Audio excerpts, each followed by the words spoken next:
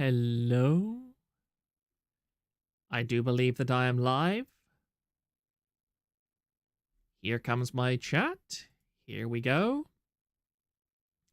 Thank you to Maniacal Foreigner and CBM for posting stuff before I went live. Hello? And then, of course, where on earth is my own voice coming from? There it is. How? I swear. Every single time.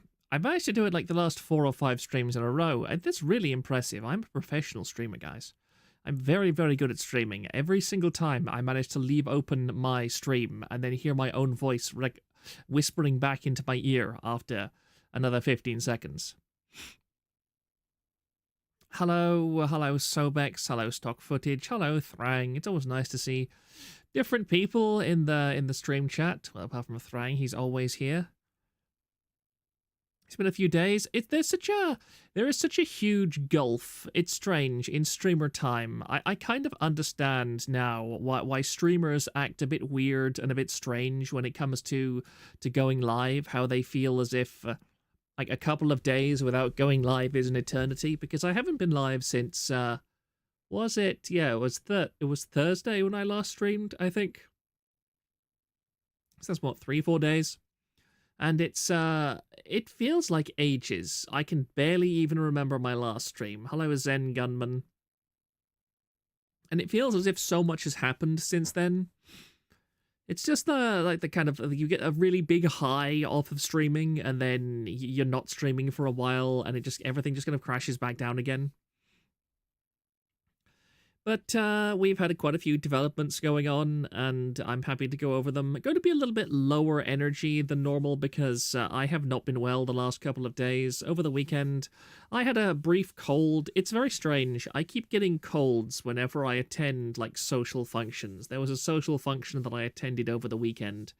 And just before I attended, I got a cold. And it lasted... Oh, pardon me. It lasted just about 2 days. I'm feeling much better now.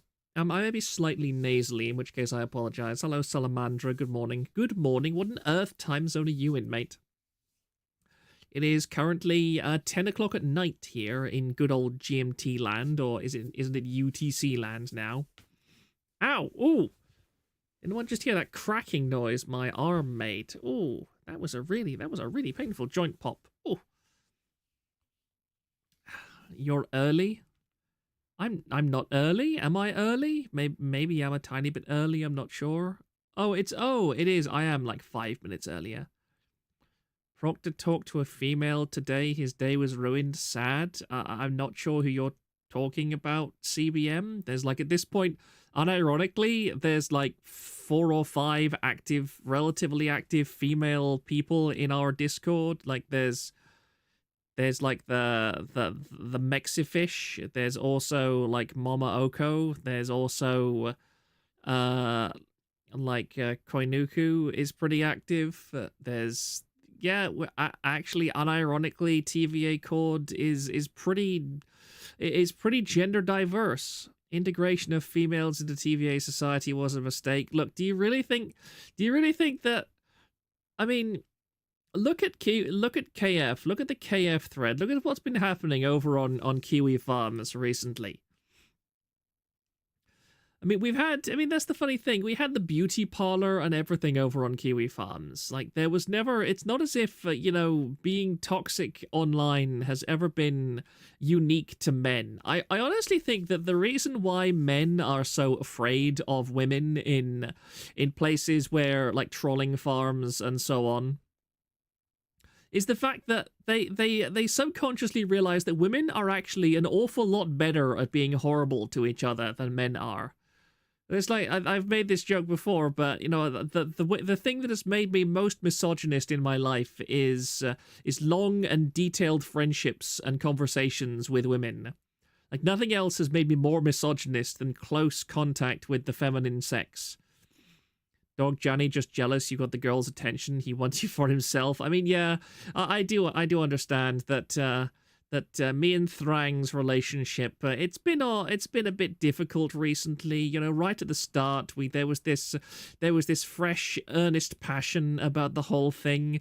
There was this energy that we both shared in common. We were working towards similar goals and everything. But then, like, I got a bit more involved in the business side of things, and he had to stay home a bit more and take care of the house. So, you know, he had to operate his broom more regularly on his own without my careful guidance to make sure all of the corners were properly brushed and everything. So, you know, it's been hard for him. You have to understand. He's been a bit of a lonely dog recently. Sorry, I can't keep that bit up any longer.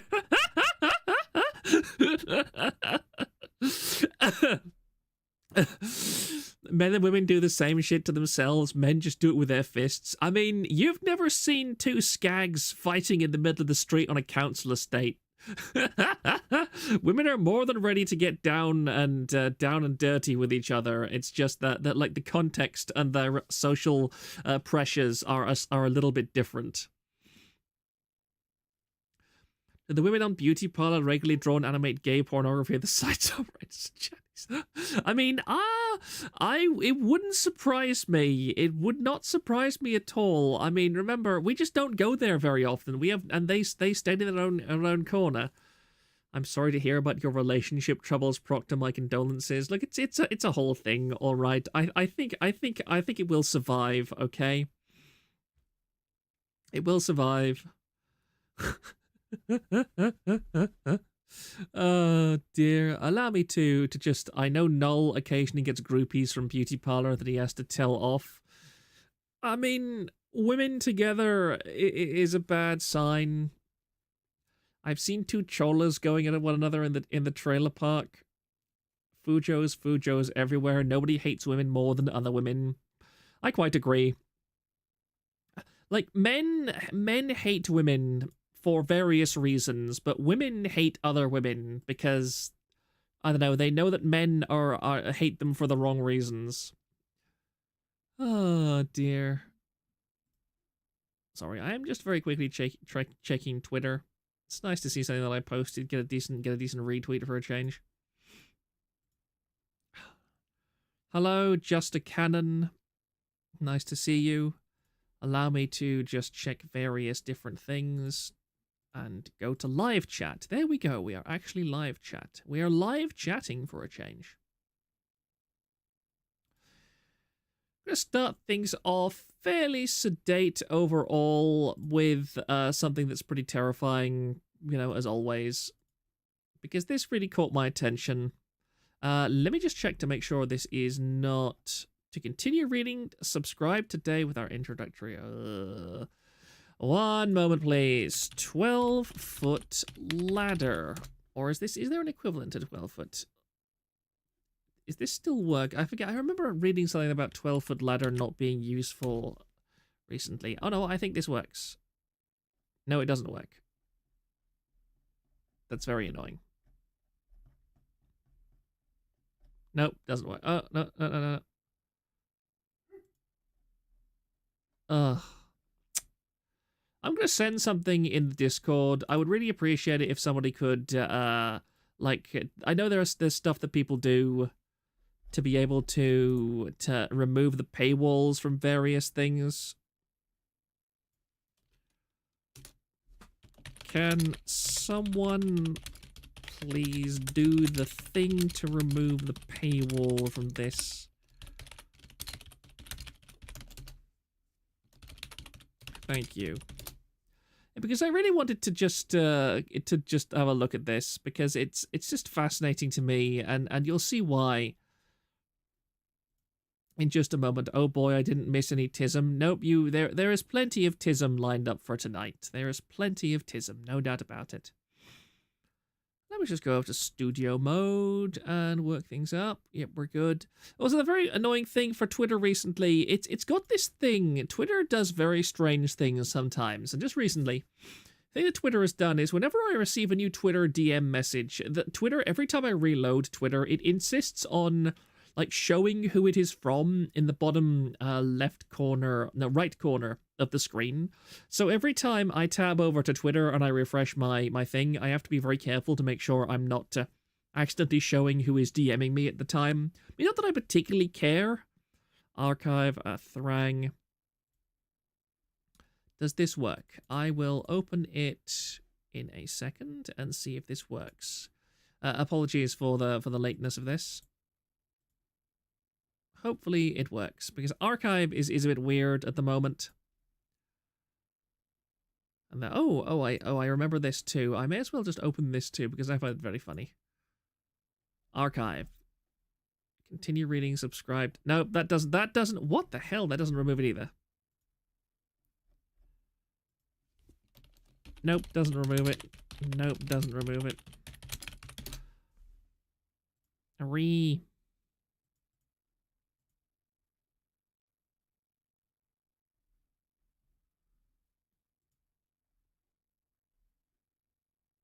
I think we can start off with this. Greetings, Procman. Hello, Decato. Proc that needs his own typees emote. It's funny, I remember working, one of my jobs on the internet was working with like a team of people who were working on YouTube videos. And there was, I mean, I wonder if the guy was ever afoul of some like labor law or whatever, because he had a 13-year-old working in his sound department, and in fairness, he did pay this 13-year-old. This 13-year-old was extremely good at working with like sound engineering, and I think he had a very good. This is actually a great reason why I'm not in favor of minimum wage or even like child labor laws, because this guy was a 13-year-old, and he had just started playing around with sound engineering tools like Audacity and so forth. And like he applied to this YouTube company, and he said, "Hey, I see you're looking for a sound engineer. Proctor, the link I put in the Discord worked for literally everyone except you." But it shows that there's a paywall thing. It says, "To continue reading, you must subscribe." That's very strange. Anyway, so this guy was 13, and he was working on this YouTube channel. And after he'd been working there for a few months, he said, "Is it okay if I'm 13?" And the guy who in charge was like, "It's a bit weird, but okay, because you've done good work. You've done good work." And like this guy was excellent. He was very, very good, and I'm certain that the work experience that he got working for this company has set him up pretty well. I really hope that he's doing well. He'd be like. Probably around 16, 17 by now. And I really think that there should be far more openings for children to work in practical trades and in practical, basically just practical trades in life. Because the way that things are right now, people just grow up till they're like 18, and they're not able to get anything that is really... They have to go through the entire school system, and then they have to go to college, but there's no openings for them to just, like, work. I think that, like, my parents are old enough to remember that you left school when you were 15. School only lasted until you were 15 years old, and you had an option to stay for 1 extra year until you were 16. Depending on the trade, I agree. I think, thank you, Python Hair. I think that children should not be sent to school until later in life. I think that it should be parents' responsibility to teach their children basic things like mathematics and language skills, especially, because I was able to read quite fluently by the time I was 5 years old. By the time that I went to primary school, I was able to read fluently, and I was able to do my ABCs by the time I was something like 2 years old. Because I remember when I was a baby in my crib, my mother just put up the ABCs as my wallpaper, that all along the top edges of the room where I was in as a baby, she just put up the ABCs as wallpaper. And so, from a very early age, I was able to recite the entire alphabet back to front. And there's a child in my church, actually, whose mother is Romanian. And he's not in school because he's only about 2 years old, but he can already count quite well because she's already taught him how to do like basic mathematics. And he's able to count, he's able to talk, he's able to write. He's not able to write, but he's able to read like decently well. And I was watching, do you guys know Emp Lemon? Like Emp Lemon used to be an old media content creator, but recently he's gotten kind of existential. He got very existential in his videos during COVID, and he started putting out a lot of different material about society, culture, etc. He's hitting that point in his life where I think he's really starting to realize there's more to life than just video games and media and entertainment, and he's taking the way that society is pretty damn hard, because his most recent video was just him driving in a car. I actually finished watching it only like half an hour before the end of stream. And he was talking about how infuriating it was to post on Twitter and have people respond to and say, oh, too long, didn't read. Or, I watched Emp Lemon back when he made YouTube Poops. Love Emp Lemon. Yeah, Emp Lemon is a good guy. Emp Lemon is a genuinely great guy. And, socially speaking, it's still not a bad idea to have kids interact with other kids when young. The problem is the education system is trash. I mean, I quite agree. Education system is terrible.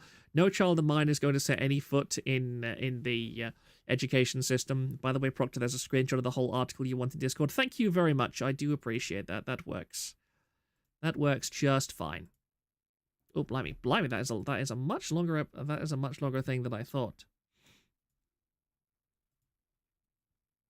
Yeah, but I think that people just need to read more. They need to read far more, and it's really depressing to me that there is a culture of willful illiteracy in today's society where people refuse to read because they automatically think that it's uncool. Emp Lemon and Fauna are the only tolerable vegans. I didn't know Emp was a vegan, actually. He doesn't look the type, really. But moving on from that tangent, because I feel like I could ramble about that for far too damn long and probably lose my entire audience immediately. But here I found quite entertaining, in a terrifying way, because this is very, very clown worldish. My messages are not showing good. This is Possum Reviews, a guy that I follow, and he said in December 6 of 2022, in the next 10 years, we will see mainstream media trying to normalize cannibalism and compulsory euthanasia for people over 60. I just got here, I heard you talking about Emp Lemon, were you talking about what happened to Rusty Cage? And I have no idea who Rusty Cage is at all.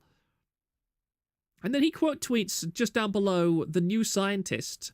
Cannibalism was surprisingly common among prehistoric humans, and new ways of analyzing the leftovers challenge our negative stereotypes about this taboo subject. And you know you're in for a wild ride when the phrase, cannibalism and challenging negative stereotypes is used unironically in the same sentence.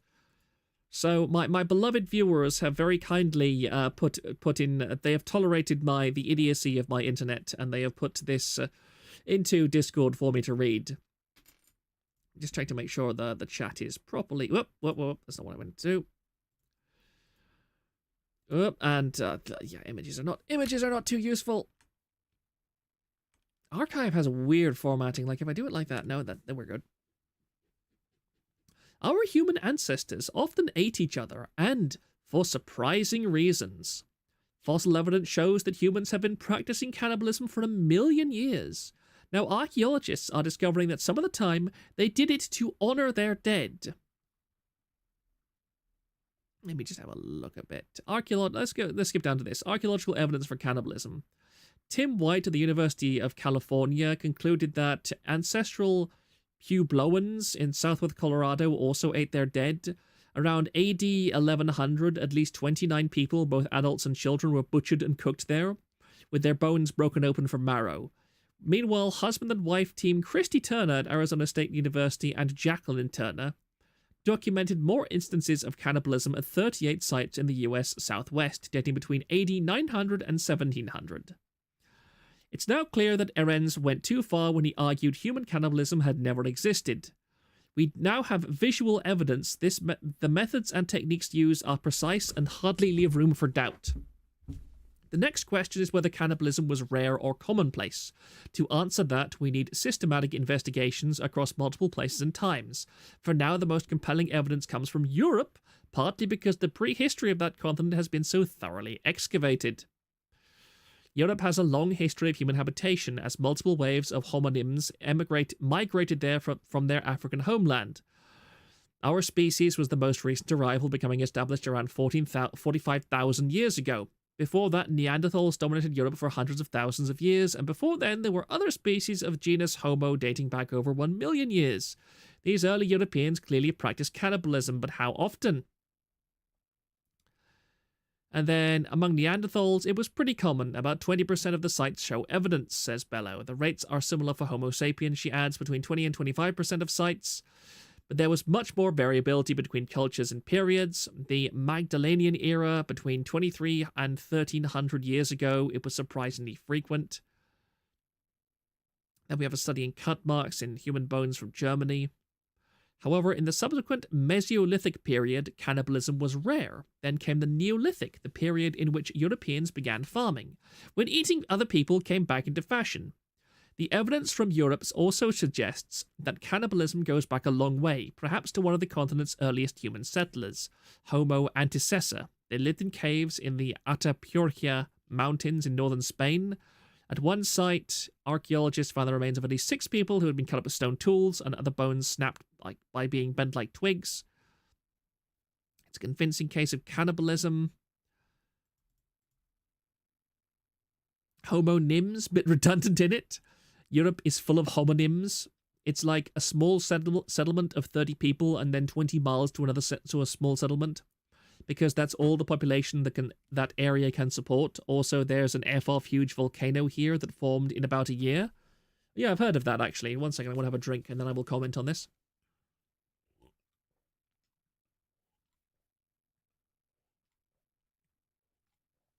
If you remember the Manchester guy rapist from years back, he's from an Indonesian tribe which practiced ritual cannibalism until the Dutch colonists outlawed it. Windscene, are you in the Discord? If you have any links to that, or even if you could paste in the chat any kind of Google searches that I could do to get more of that sounds wild. I want a tangent onto that. God damn. But yeah, what strikes me instantly about this article is that it's making this case that, cannibalism was common, but it's very obviously, unless there's more about it, it's omitting something that Zen Gunman said as well, is that these periods of time were before the domestication of grains and other food sources. So you can say that cannibalism was relatively common simply because the choice was between cannibalism or starvation. So these groups of people had no choice but to eat their own dead because that was a viable food source. And also you notice, now I have a lot of problems with the way they talk about archaeology and so on with this, because, it's a complicated topic, but put it this way, I don't really believe it when they talk about all these human ancestors and everything. Because I've done research on this myself, and the idea of prehistoric man and so on, the more that people look into it, the more it seems that basically all of these groups of humanity were pretty much the same. Neanderthals used to be considered this ancient kind of hominid that was completely different from humanity, except maybe they could interbreed, but it was the equivalent of Jack Russells and Great Danes in terms of their genetics. But now it's no, they were basically the same thing. The differences between them were very minor, to the point it's actually extremely hard to tell the difference. And there was something fascinating actually recently about the Aboriginals in Australia, where the Aboriginal cultures were originally thought to be some of the oldest in all human history. So that there was supposed evidence for Aboriginal inhabitants of Australia dating back tens or even hundreds of thousands of years. And this was a key point in all of the arguments for the Aboriginals being the earliest and the chief owners of Australia. But more recent studies have shown that actually it's more 4,500 years is the oldest point that Aboriginals are likely to have been in Australia.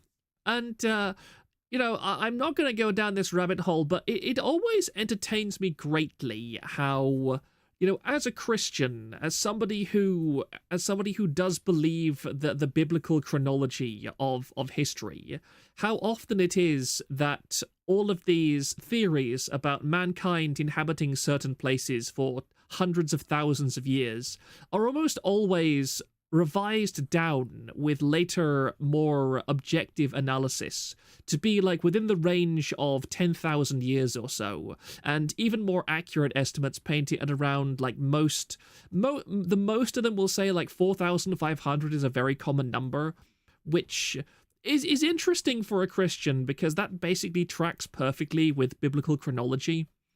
Because 4,500 years is roughly, I think 4,500 is about the same time as the Great Flood of biblical times.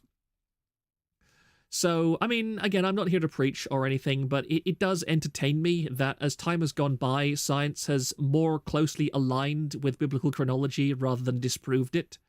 Because when I was a child, everybody was like, "Oh, there's no way any of that stuff means anything because we know for a fact that there are humans that are millions of years old. Oh, human civilization has been around for hundreds of thousands of years." But like you look at pretty much every objective modern study, and they all say, "No, we massively overestimated all of this. Like we think around 10,000 years at the absolute most, but there's no evidence whatsoever for human agriculture, but before." About 7,000 years in the past, and civilization just does, as a whole, just simply does not exist until about 4,500 years.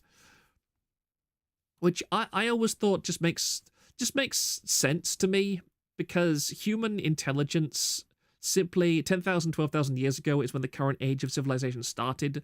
All of this has happened before. All of this will happen again. And so I remember Battlestar Galactica. Battlestar Galactica was a really damn good show, and I miss it tremendously. I do wish there had been more and better Battlestar Galactica. I'm old enough to remember when the original Battlestar Galactica was airing. I think my very first exposure to sci-fi as a medium was when somebody gave me a VHS recording of Battlestar Galactica, the original series on TV, the Saga of a Star World miniseries. And that got me hooked. I loved Battlestar Galactica, the original series. I really wish if I could go back in time and make it so that a certain show had more than one season, it would absolutely be the original series of Battlestar Galactica, because goddamn, that was a good show. That was a fun show. It was a timeless show. I love those old sci-fi shows because they have such character and personality to them. Zen Gunman in reply to Maniacal Foreigner. People say that. I don't buy it because the greatest amount of human genetic diversity is in Africa. Tallest average ethnic group, Africa. Shortest average ethnic group, Africa. And on it goes. Yeah, it is very interesting. Looking back at all this, it is very interesting. Bible lovers rise up. I mean, just one of the most, I was saying earlier, one of the most fundamental issues that I take with the idea, this is even divorced from my personal religious beliefs. One of the most fundamental ideas that I take issue with is the concept that humans, as intelligent creatures, could exist for hundreds of thousands of years in essentially technological stasis. Because when you look at anthropology, when you look at archaeology, and you look at how human civilizations develop, you see that the moment humans come together in groups, they begin forming sophisticated and effective communities. And human intelligence is a multiplicative factor in the development of civilization. In that the moment you get a group of people together, they start to develop in ways that are quite predictable. So we know that these happen time and time again throughout human history. That is, recorded human history. And it just strikes me as staggeringly unlikely that that sapient humanity could have been around for millions or, say, hundreds of thousands of years and remained in this completely static period until a few thousand years ago, when suddenly everybody starts having these ideas and concepts that they carry forwards and then use to develop into more sophisticated societies. Oh, sorry, my headset is doing weird things against my head. I'm horrified to discover Farscape is 25 years old this year. I mostly believe the flood happened 10,000 years ago. I am Christian, but don't accept the literal timing of the first parts of Genesis. I mean, that's a whole conversation for itself. But I am not what the kind of Christian that believes in a literal 6 days of creation. Like, I just go with the Hebrew attitude towards the dating, is that the use of the word day in Genesis is very obviously, in the original Hebrew, not about a period of 24-hour days. The original Hebrew used to describe the creative days in Genesis is, off the top of my head, remember, this is not something I've researched particularly recently, so I may get some of the details wrong, but basically, the terminology does not refer to a literal period of time, as in 24 hours. Instead, the use of the word day in Genesis is referring to the actions taking place within a set period of time, as in a working day. Because a working day can be 5 hours, it can be 6 hours, it can be 8 hours, it can be 12 hours. But the terminology is used to describe a period where activity begins, activity is conducted, and then activity is brought to a close. And so it makes perfect sense that the creative days in Genesis would be periods of time that were beyond literal 24-hour days. And I find it incredibly annoying when various kinds of Christians act as if these terms are completely literal and you cannot change them. It's just like the absurdity of I don't think it's very prominent now, but some Christian sects believe that you can't, that because alcohol is a drug and the Bible says not to consume drugs, then it's impossible for humans to have ever for a true Christian to have ever drunken wine. And so they change the fact that Jesus drank wine or turned water into wine into, oh, he just made it into grape juice. Like, no, that's absurd. That's nonsense. That's idiotic. Don't try and do that. You can't twist scripture to suit your own, puritanical message. Don't do that. Oh, Leah is also doing a cannibalism stream. I didn't notice. Good grief. With the law, the day is like 1,000 years, and 1,000 years are like a day. That's a very good point, Xenogears. Exactly. The years part is the issue. If you count the time between Adam and Eve after Jesus, you still get to like 5,500 BC. Yeah, around that time. Because the Neolithic people are building geometrically planned and laid out ceremonial structures like Göbekli Tepe. You even have different peoples coming to things independently. There was a bunch of preserved Mesoamerican knotwork we thought were beautiful jewelry, but they turned out to be accounting books. The oldest known human ruins near present day, Ankara, Turkey. Yeah. And here's another bit of commentary as well, is that something that I have always found fascinating. Kenneth Peterson just says the Hebrew word translated as day in Genesis doesn't mean a literal 24-hour day. It just means a division of time. Yeah, precisely. And what I find most fascinating is that if you read the biblical account and you look at Genesis, for example, this is one of the most fascinating things that I find, is that you have, and also the account of Noah, and the way that God he sees that the earth has become ruined because humans are destroying the earth, and humans are, they're infected with the plague of the Nephilim and so on. And they're also after the flood of Noah, they decide to build the Tower of Babel, which is the tower whose top will reach into the heavens. And how God looks down and he says that humans are too intelligent, humans are too creative, humans are too dangerous to be allowed to be together in one group.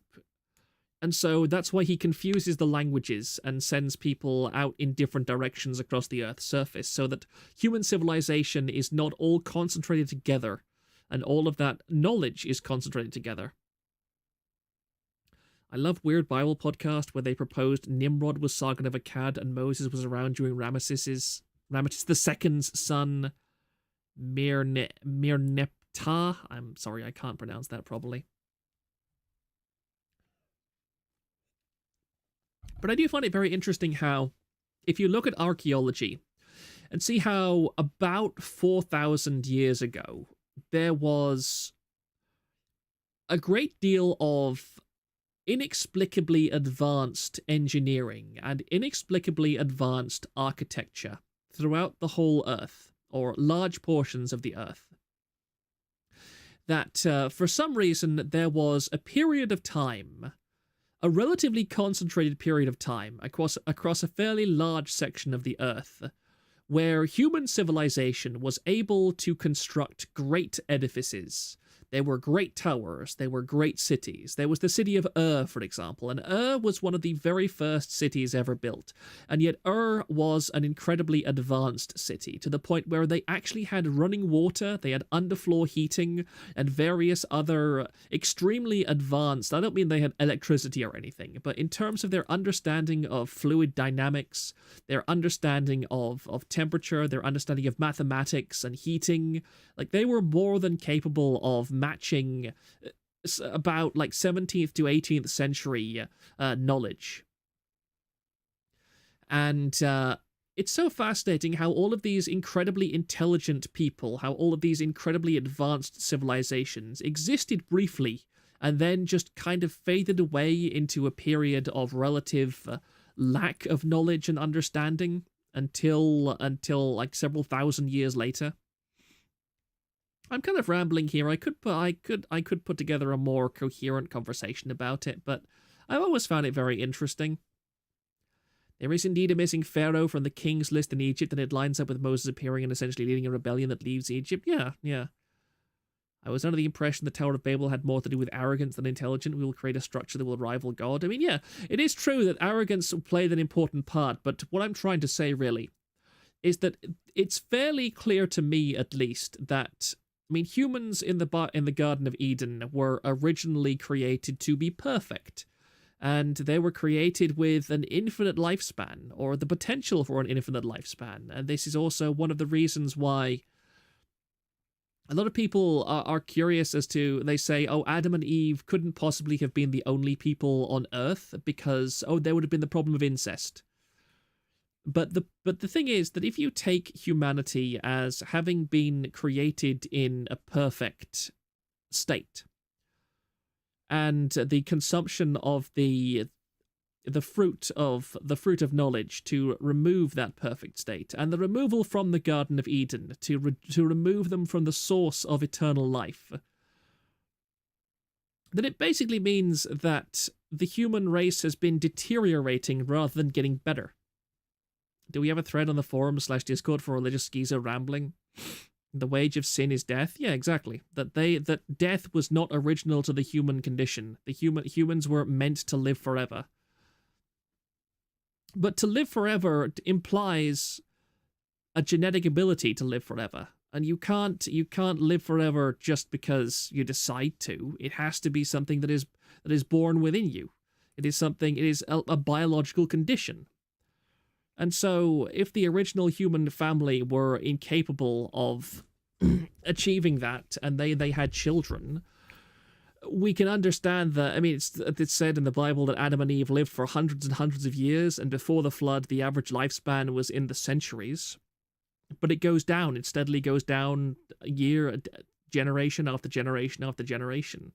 And it strikes me as perfectly logical that if there were people who, after the flood, the first few generations after the flood still had lifespans in the hundreds of years, how those extremely intelligent, very close to perfection individuals were basically walking around the world, and they had the knowledge and the ability to build things that later human beings were incapable of replicating, as the knowledge just left the human race because people weren't living as long any longer. And it took a great deal of time for the ability of humans to store information to the point where they were able to properly teach people the same skills and knowledge as they used to have the time to learn by themselves.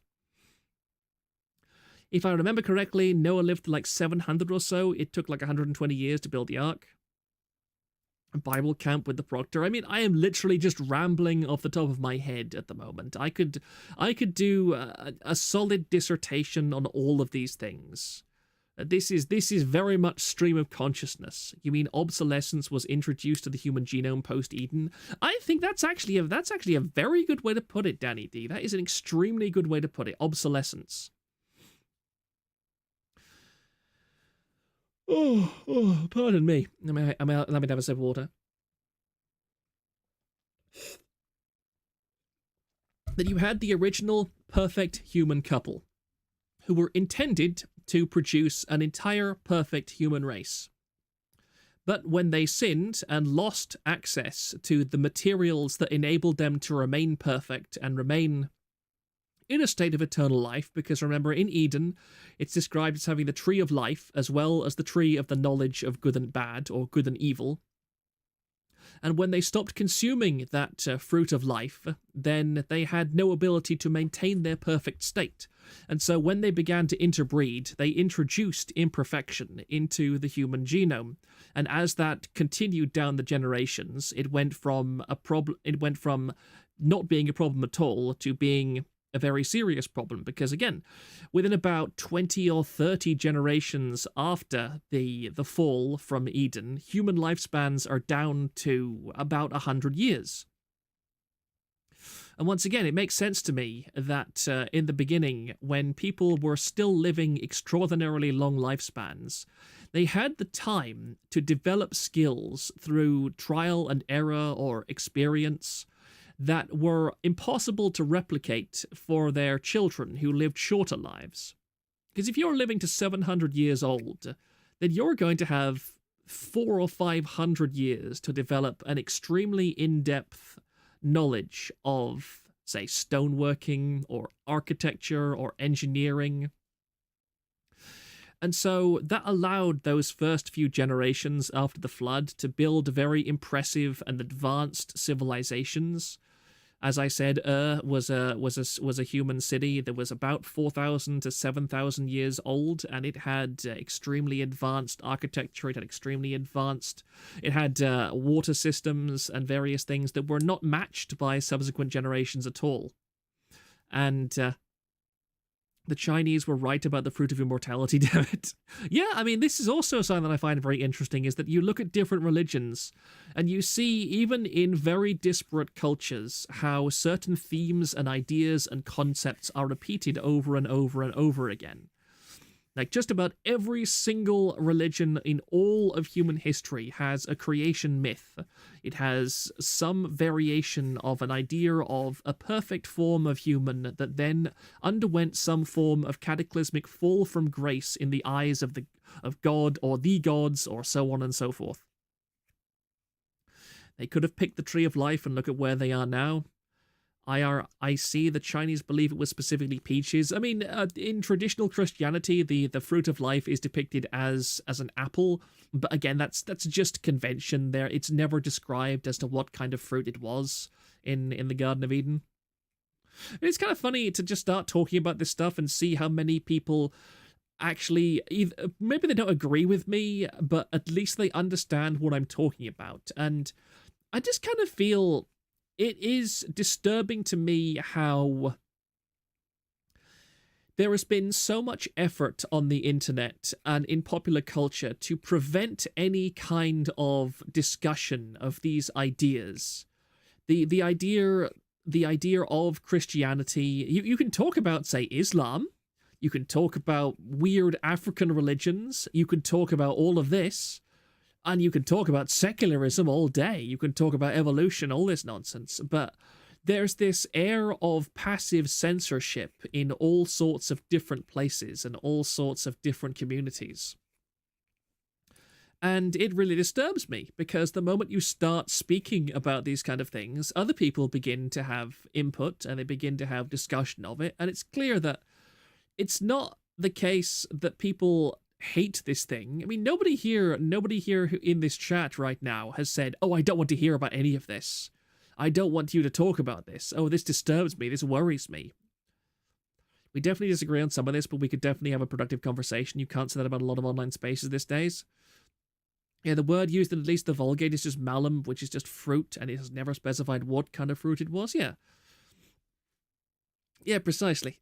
Oh, sorry, I'm scratching myself. Ugh.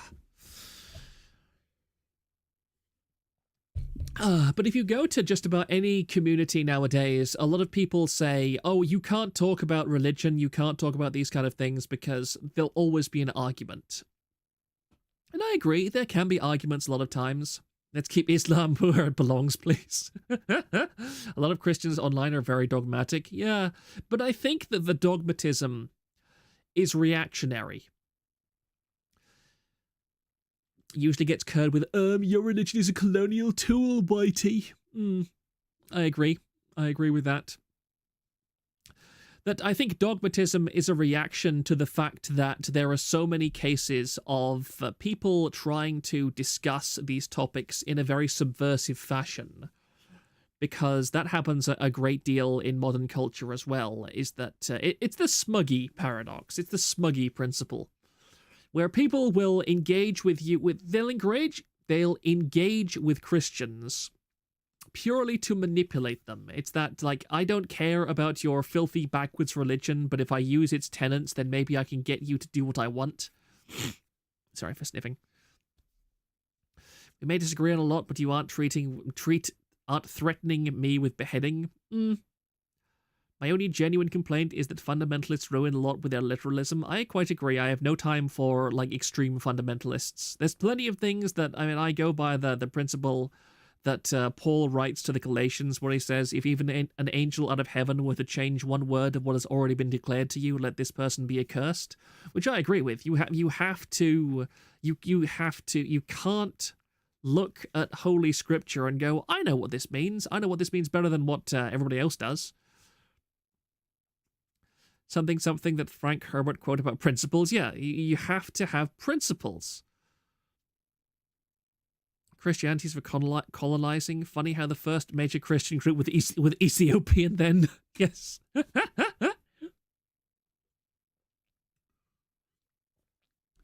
What did somebody say up here? Oh yeah, Salamandra.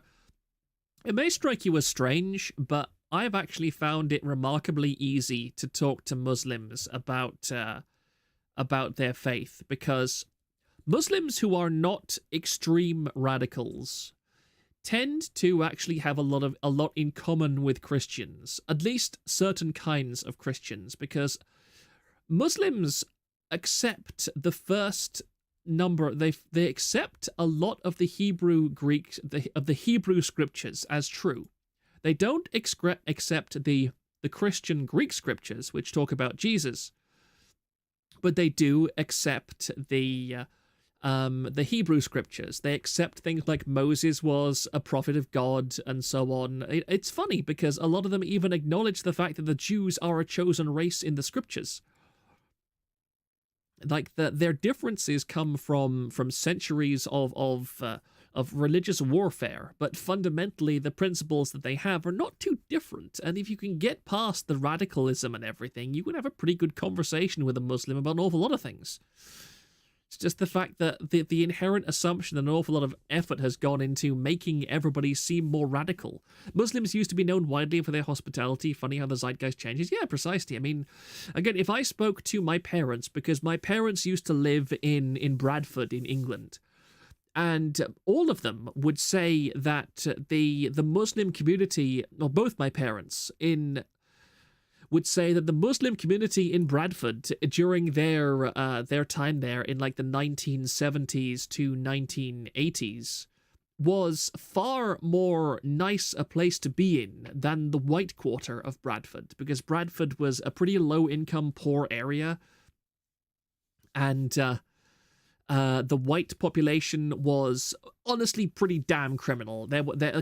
Bradford is a very, very criminal place. It was a very low-income, very poor place, and the Muslim population, they tended to be tight-knit, they tended to be very orderly, they tended to be well-respected, and they tended to be very nice. They were still pretty misogynist, they were pretty hard to get along with in some cases, but they had their standards, and if you stuck by those standards, if you respected them, they would respect you. From the original Islam, Jews and Christians are people of the book. Yeah.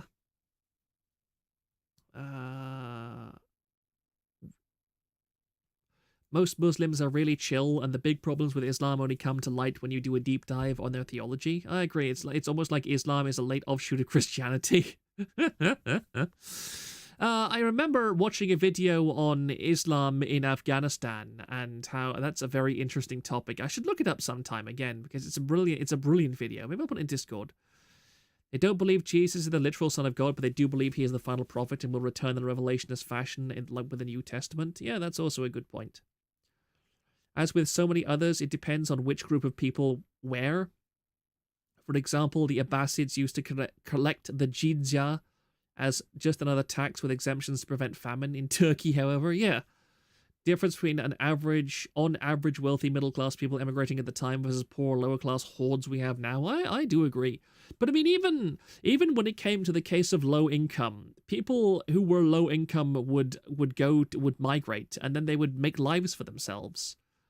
The Turks used to make everyone line up to pay the tax and then punch them in the face, and bitch better have my money. Like, if you know who David Wood, he's a doctor of theology on YouTube who talks about problems with Islamic theology.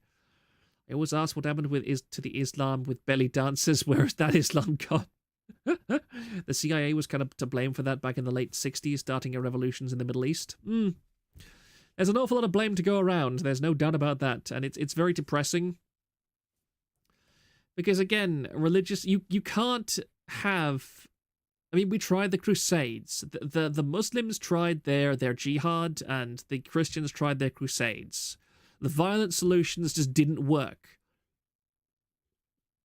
And they don't work today. Like, violent radical Islam does not make people less Christian. It's not very good at killing Christians, and it's not very good at making Christians less radical.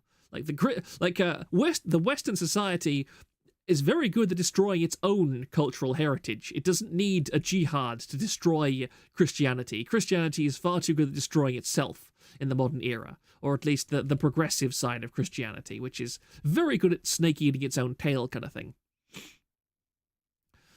It was useful to the British during their rulership of the region. Yep. I should do a history stream sometime, because the history of all this is absolutely fascinating.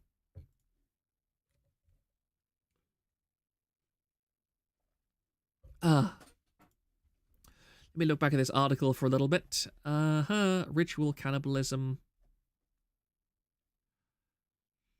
Yes. This is the part. I'm gonna look back at this cannibalism thing for a bit. This is the part where we get to the justification. It is one thing to eat people who have died, quite another to actively prey on humans. The people you're hunting are not just going to be standing there passively, they're going to be defending themselves. And the risk of killing one's enemies for food might not have been worth it, given that humans aren't especially nourishing. Cole has estimated that a typical Stone Age person would yield 144,000 calories, and probably more like 126,000, if not everything was eaten. Larger animals yielded dramatically more calories. A mammoth would get you 3.6 million calories. We're a relatively small animal compared to other game, and therefore our calorie value is relatively small.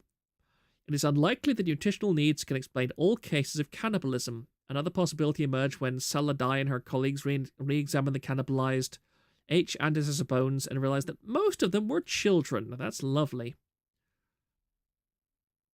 It's about territory defense and maintaining borders. The final type of motivation for cannibalism is very different. So far, the narratives have been about finding food or dealing with dangerous rivals, but cannibalism can also be a funerary rite. Instead of burying or cremating the bodies of loved ones, as is now common in Western society, perhaps in some prehistoric societies they chose to eat them. To find out whether that might be the case, Bello and her colleague, also at the Natural History Museum in London, reviewed many instances of cannibalism in the Magdalenian period in Europe. My apologies, guys. I'm just going to pause a second and blow my nose.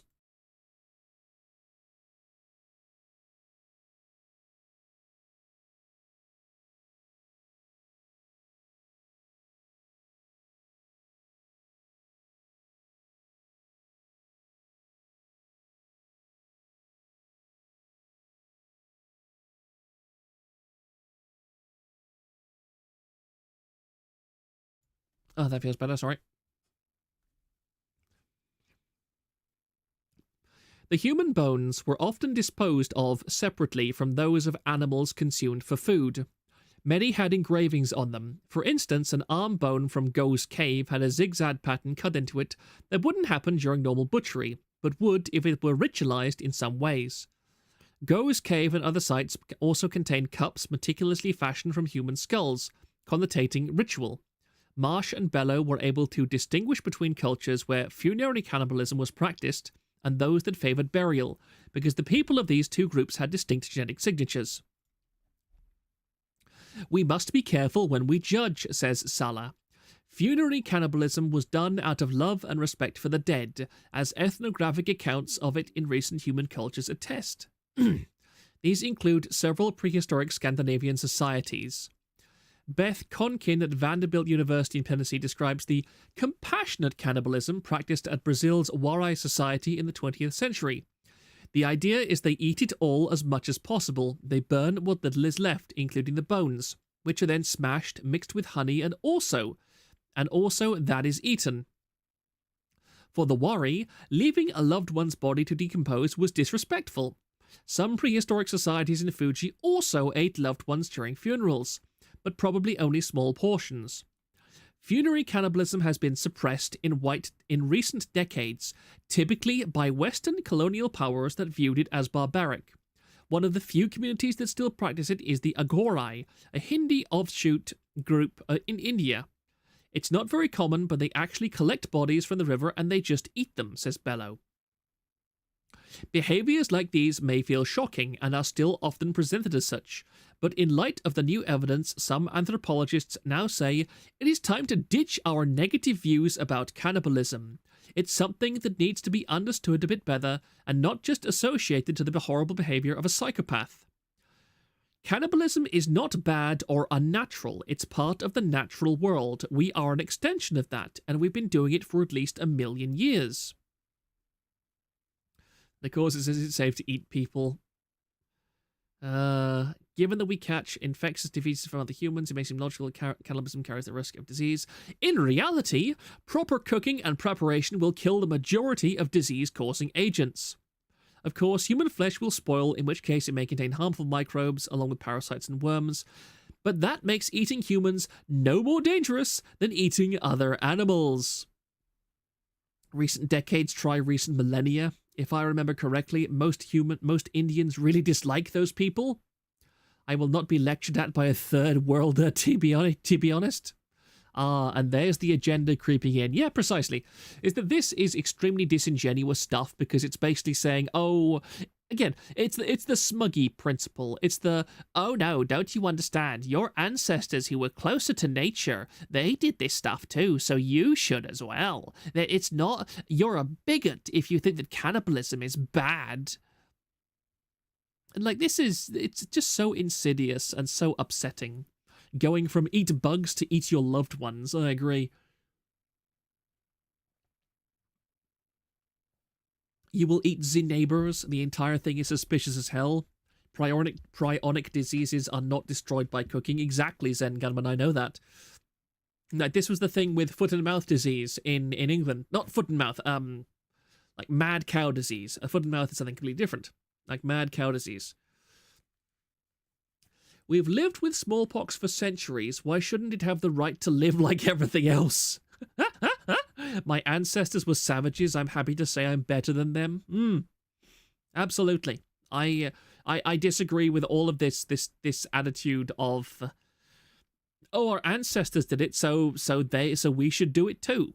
Because These people are all coming at things from an anti-humanist perspective. Their perspective amounts to, humans are evil and they are destroying the planet. So we need to reject technology. We need to reject modern society. We need to return to monkey, because everything was so much better, wasn't it? And notice that none of them are ever taking the plunge. That none of them are ever going, you know what, I'm gonna downsize my house. I'm gonna go and live in a teepee in the wilderness. I'm gonna give up all my technology. I wish they would. I wish they would leave. It's all peak noble savage. I agree, Luminous. That's a very good way to describe it. Where am I now? I am here right now, apparently. My goodness, I've been rambling on this topic for nearly an hour. I can't believe it. Rossio and his consequences were a disaster for the human race. I agree. I was raised by a woman who was extremely pro-nature, but, it was rational. Like, she doesn't say, oh, it was so much better when I was a child and I was a farmer's daughter and I had to work 16 hours every single day on a cattle farm. And we had to watch like calves die of horrifying diseases because we didn't have antibiotics back then. Like you just have not experienced the joys of nature until you watch like a small baby animal literally rotting alive from a bacterial infection. You don't appreciate the beauty of nature until you hear the screams of a creature that is suffering from an extraordinarily lethal virus, that there's nothing you can do about it, that you have to kill and you have to burn to make sure it doesn't infect your entire herd. That is a beautiful thing. It's just natural, guys. Reject the divine light to return to chaos's hard self. Yeah, people just do not understand how nightmarish the natural world is and how horrifying it is. I mean, I live in nature, and some of the stuff that I see happen to animals is, ooh, oh dear. Nature is beautiful and good, but corrupted by Lucifer's fall, introducing entropy. I mean, yeah, you can say that too. I'd more or less agree. Ah, sorry. Ow. Oh, that's too hot. Oh, that is too hot. But before we get too far down the philosophical rabbit hole, let me just go back to just chatting for a second while I organize my tabs. Make sure everything is properly. I think I will actually do the V and U stuff first of all, because it's quite entertaining. So V and U, why on earth am I logged out of Twitter now? I see what's happened. I see what's happened. One second, guys. I need to just reload this tweet to make it properly. There we go. I do hate Twitter sometimes. I really hate Twitter. Urbanites have a very strange idea of what nature is like. Nature is beautiful, but it's also terrifying. I absolutely agree. So this is V and U, a Vtuber agency. Now, before we go into anything, I feel like saying that I like V and U. Like, V and U has some very good and interesting talents. I enjoyed the Valkyrie, Leora Valkyria. Like, she's a nice streamer, definitely. I think she deserves quite a lot of attention. I haven't watched many other V and U talents, but there's certainly some standout ones that I know people on the forums quite like.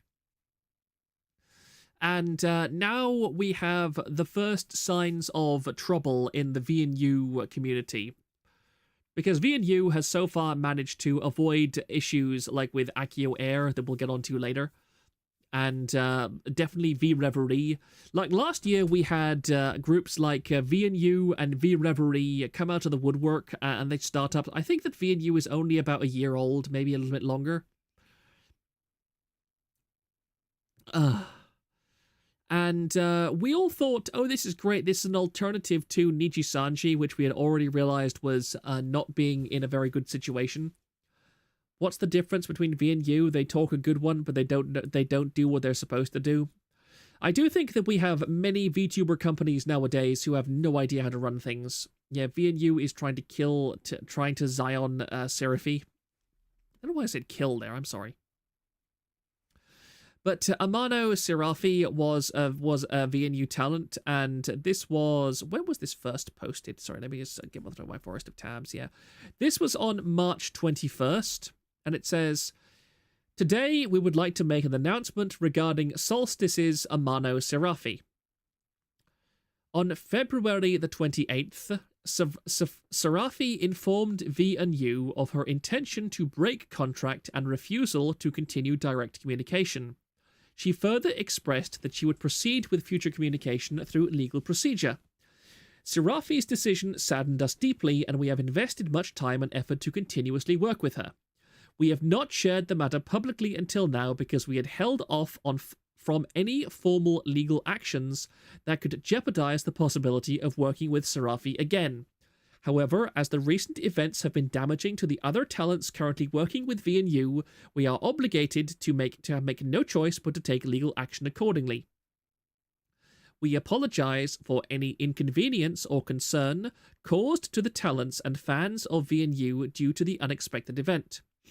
After this announcement, Serafi's membership will be closed immediately. Additionally, we will begin to set the internal procedures for how to refund Super Chats and YouTube memberships that have been made to Serafi since December 2023. We will provide an update as soon as possible." And right away, this letter has many red flags about it.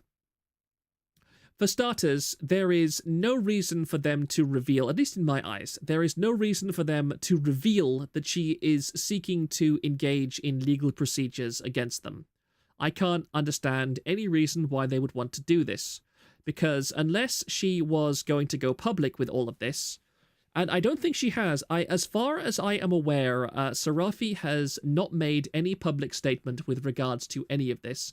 She has simply shown up on her other account. I forget what it's called. I think it's Alien something or other. Alien Creature or whatever. Somebody in chat can tell me. And she has just been carrying on her life much as it was before. And here they say, however, as the recent events have been damaging to the other talents currently working with V&U, once again, they poison the well, because they basically say, oh, Serafi is a nasty person, she is causing harm to other talents, so we're taking legal action against her because she's causing damage to our company. Which is not a nice thing to do if you are trying to engage amicably with people. Let's have a look. Refunding 3 months of monetization seems a bit extreme and also seems to be a punishment for the talent. Also helps in the legal battle to drain her of further resources. I would agree. I guess telling people to sub to someone gets blocked. They can go the hollow way or Niji way to announce a termination. Chose Niji. Yes, alien mixture. Thank you very much, Azuhara. Alien mixture. I assume it's a lot of the fake experts getting hired in these companies after getting experience at bigger companies and getting fired there. That's quite an interesting take. We've had the boom of VTuber corpos, now comes the Darwinist survival of the fittest. I agree. She did spill some tea, mostly her being annoyed that management didn't really do anything for her. Hell, she claimed V&U didn't do much of anything for her.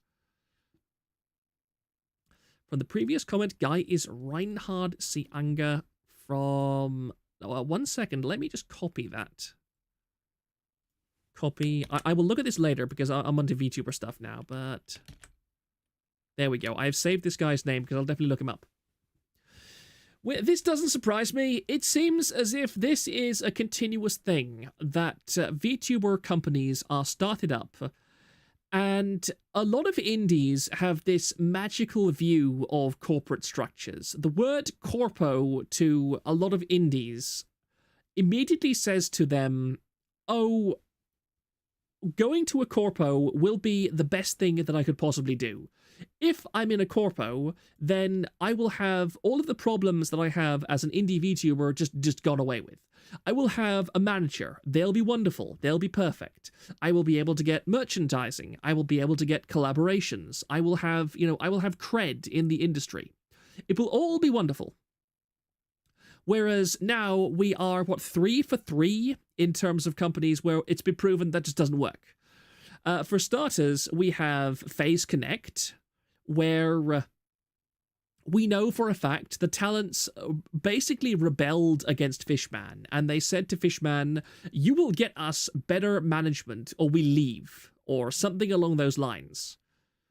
So, and to his credit, Fishman listened to them.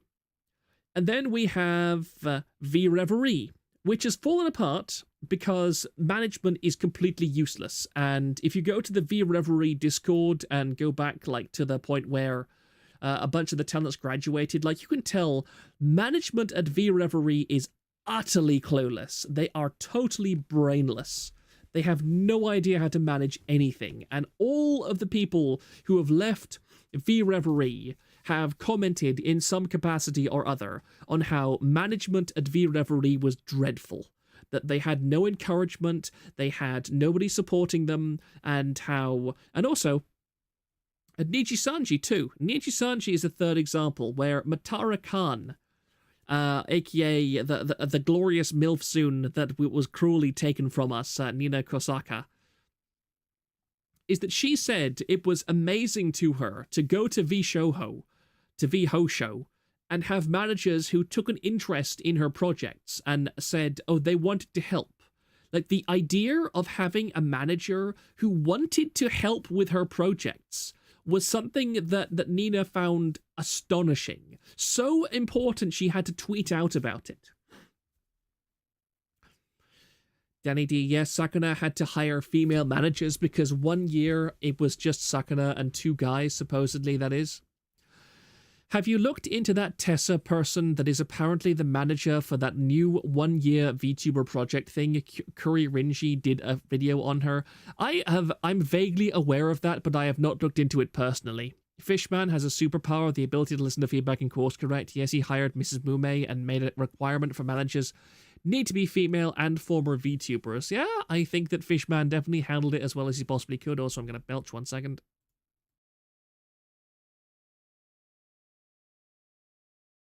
Oh my. Oh, that was a big one. This is a common cycle in the business world. Bad businesses are able to keep functioning during boom times, but collapse because of their poor foundations once times get tough. The tea spilling was about halfway through our first stream back. If you want to confirm, I'm on phone right now at work. I might look that up at some point. Niji Sanji's management problem isn't merely incompetent, they are negligent to the point of potential criminality. I agree. So I guess a male gen really is never happening, Saj. I don't think Face Connect would benefit in any way from a male generation at all. Their girls are far too quirky and weird to gel well with a male generation. I mean, can you imagine Pippa going on a male collab? Can you imagine what VT would say to that? I mean, look at the rumors that are started just by her being, having contact with that Mahjong Souls guy. Like, look at the rumors that fly every single time they so much as exchange words on Twitter or wherever. There is no way in hell you could have, like, Irie or, Dizzy who would collab with male talents in Face Connect. That would just destroy their fan bases. I'm sorry. My only complaint with V Shoujo is the flesh streaming habits, to be honest.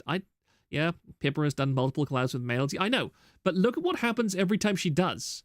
Look at what happens every time she does. Pippa and male collab will be outstanding and nobody cares about Razul. I disagree very strongly. They do care an immense amount. Male VTubers need to find their niche and stop trying to bend themselves into weird shapes to cater to the VTuber market. Time to post the Shondo clip, yeah. Camelot, you're not helping your case there, Azahara.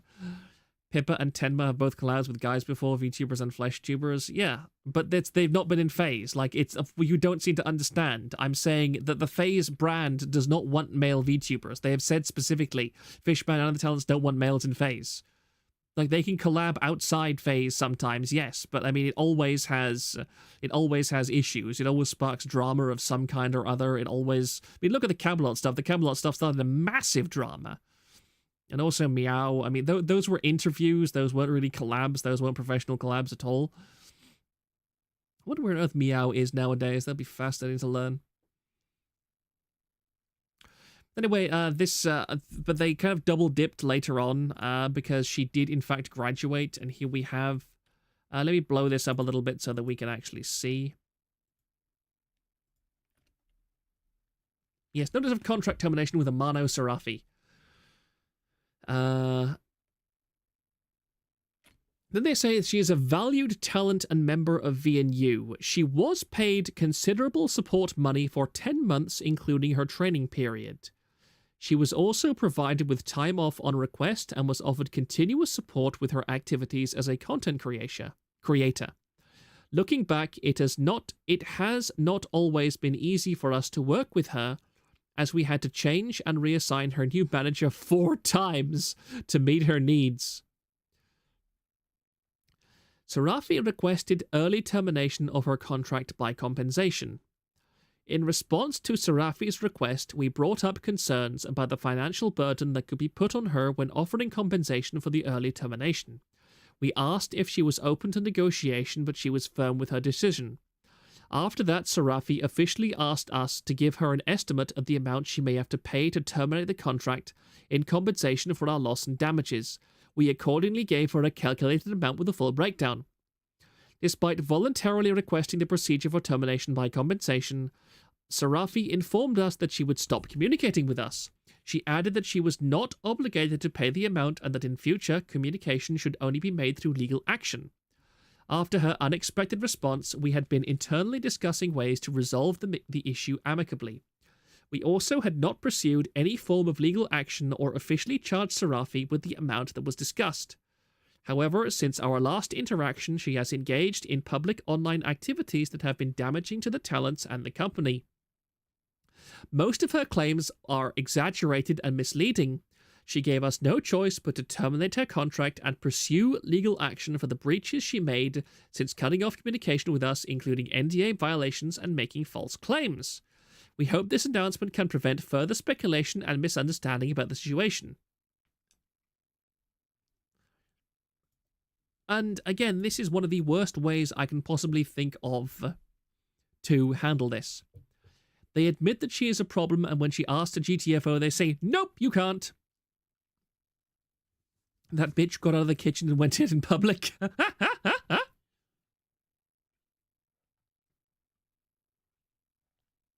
I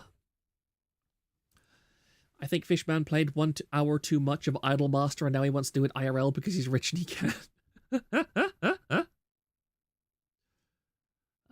They probably thought that we changed her manager 4 times, makes her look hard to work with, but it just makes them look utterly inept. Yeah, I quite agree. So I need to rub my eyes. Ow. This is another statement which should have just been, this talent is graduating, we thank you for the support, please support her in future endeavors, and then just shut up. Is that what VNU does not seem to understand? Again, AkioAir had this problem as well, in that we've got a whole thread on AkioAir and the communications that the owner of AkioAir had with his talents and in public. And also investors complaining about I think it's Jason, like Jason of AkioAir. I would say that there is a very similar problem here with VNU, in that VNU may have a relatively young, inexperienced, and possibly quite egotistical CEO who takes things personally. And so when Sarafi wanted to leave, they were like, why do you want to leave? And, you know, this reflects badly on us. And the CEO is just like, how dare you leave? Why are you saying that our company is bad? That's slander. That's evil. You shouldn't be allowed to say this. We want to take legal action against you to stop you from saying obvious lies about our wonderful company, sorry. These people really saw the Niji-Sanji drama and said that, please. Yeah. Is that this really strikes me as an ego problem, is that the guy in charge of VNU or whoever is dealing with all of this does not seem to have a grasp. They don't care about the PR. What they care about is their self-image, and they care about smacking down this upstart talent that has dared to say something and do things that they don't agree with. Whereas they don't understand that there is no incident of this happening that ever goes well for them. Nobody ever looks at this corporation and goes, damn, they've got a really good point. I really hate this woman now. I'm going to side with this company. It doesn't. The only thing that you can do is be as by the book as possible and be as accommodating as possible. Even if you're being kind of a hard ass behind the scenes, it is in your best interests to come across as accommodating as possible, as humble as possible, because then the public does not have any information to grab and run with. Yagoo hits the sweet spot of being younger, middle-aged, and Sakuna was an idealistic autist, so issues seen in their corpos never come off as black. I'd overall agree, that's a good point. Gigantramon, they're trying to avenge a loss of face. Precisely. Is that the face means more to these kind of people, and is VNU, I believe VNU is Korean, or is it again Singaporean? Because I see this an awful lot in the Asian cultures, is that the face of the company means everything. And it's just like in Japan, where they have these really loose libel laws, which means that you can be sued and you can be found guilty if you say something that is objectively true about a company, but which in some way caused them damage. Yep, Korean, yeah. I mean, Korean business culture is incredibly harsh as well. It is a very Asian business culture.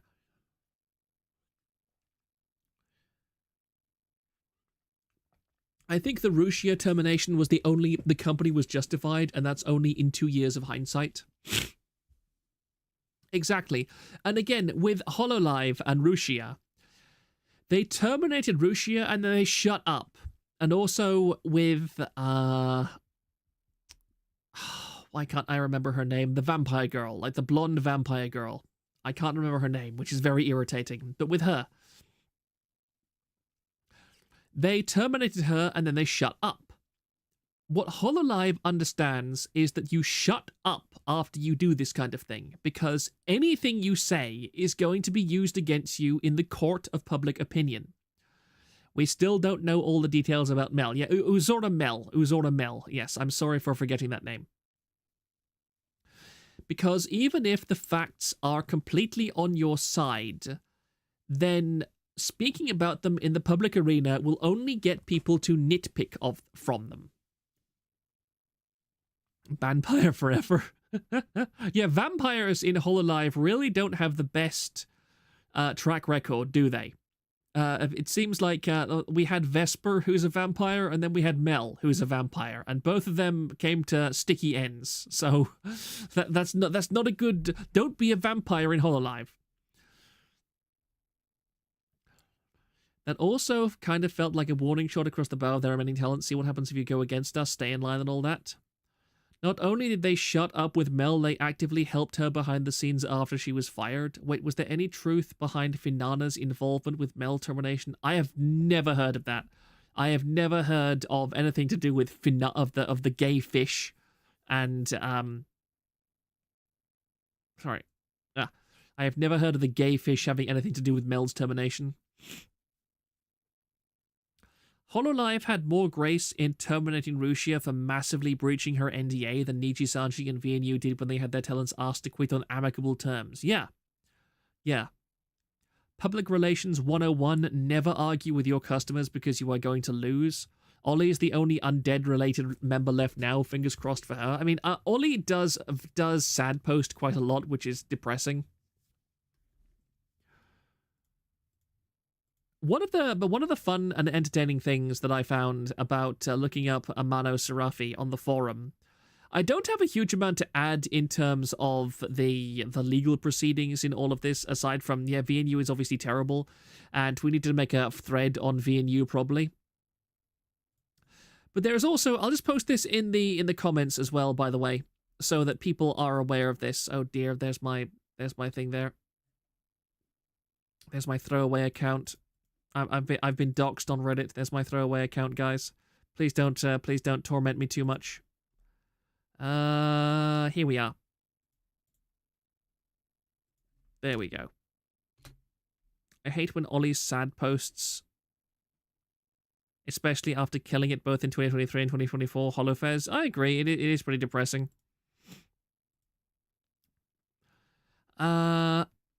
So if you were missing Mano Serafi of VNU, I have good news for you. Yeah, that's her alt account, alien mixture.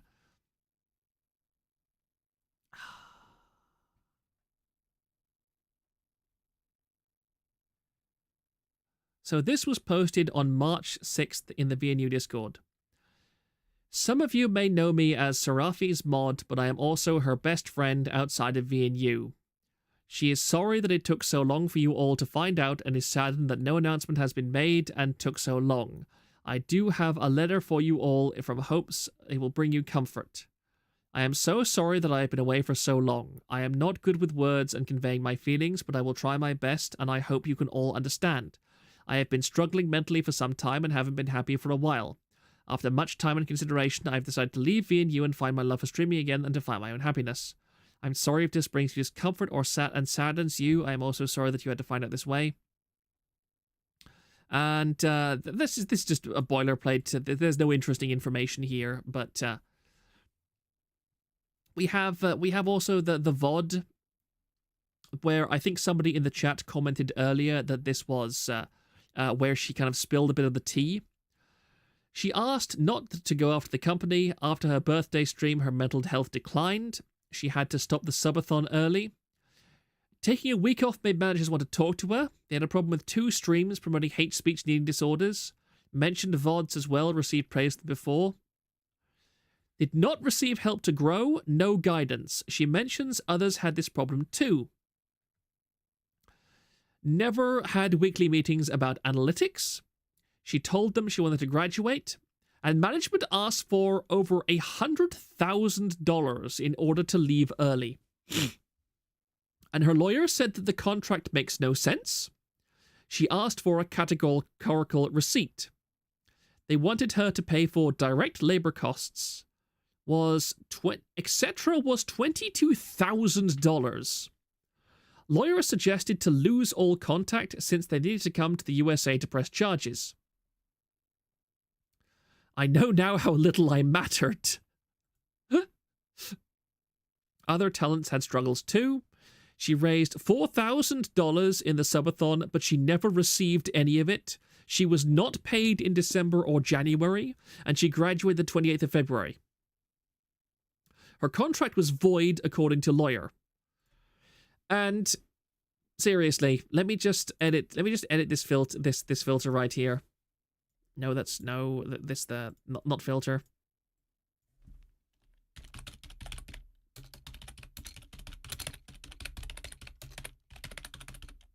Typing ASMR.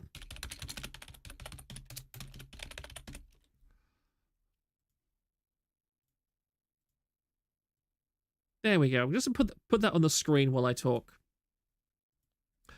VTubers, please get your contracts examined by a lawyer. When she said, I know now how little I mattered, and her voice cracks a bit, that shit did some damage to me. That's really depressing. Can women stop signing insane contracts for companies that can and will do nothing for them? This ain't Hololive. You are selling your soul to be a free view at best. I absolutely agree. She had huge imposter syndrome, especially after her docs incident. We're going to talk about that in a moment, because that's really stupid. There is something that I will hold against Serafi that I think is very, very dumb of her. I don't think Fanana even... Oh, that's about Mel. Fox ASMR. I mean, Pippa has stated before that she has not read her Phase Connect contract, which is demented. That's a very stupid thing. She should. Her contract was for 3 years, by the way. That's too long. A yearly contract. A VTuber should never sign more than a yearly contract. If the company seriously looked at some random whitey weeb woman and valued her at 100,000, that's on them. I agree.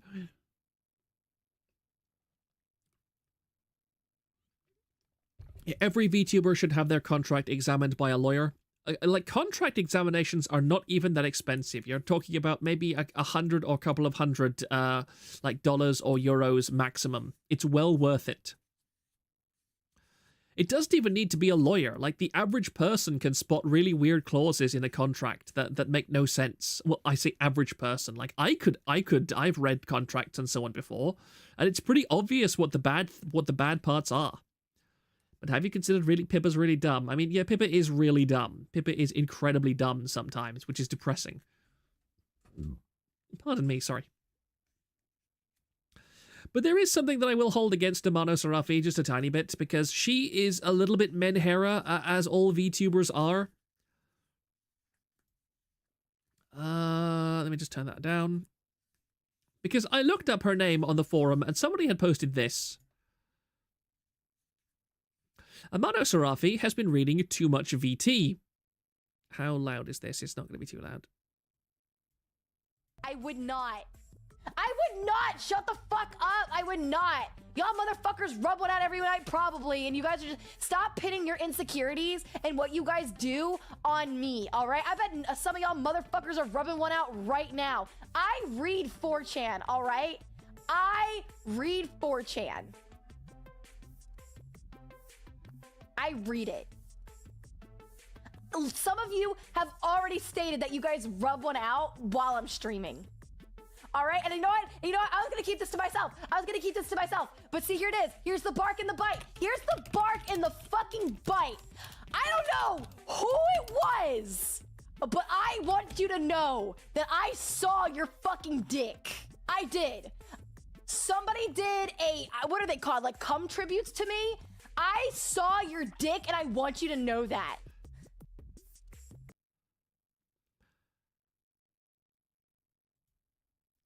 I haven't actually listened to the second one, so let's listen to the second one too.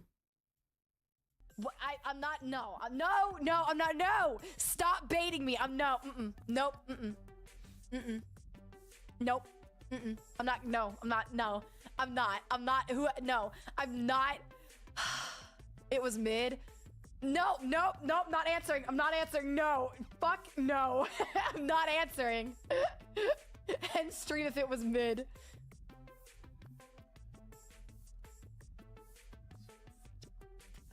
I don't want to. Fine. It was actually a pretty decent sized dick. All right. Is that what y'all want? It was pretty fucking nice. How about that? Is that what y'all fucking wanted? You have a nice dick.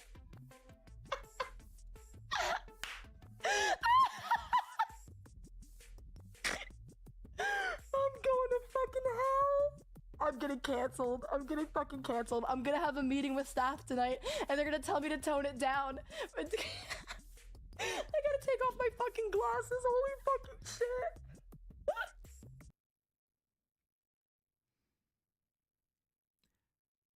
shit. Chat. Do I need to say anything here? I'm looking at chat right now. I'm pretty sure I don't need to say anything more here. Lol, Lamau even, I agree. This is why I stick to Hololive. Asahara...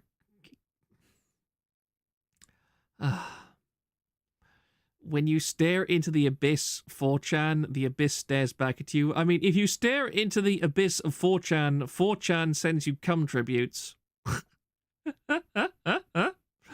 What you're seeing live is a whole audience change their opinion on the termination instantaneously.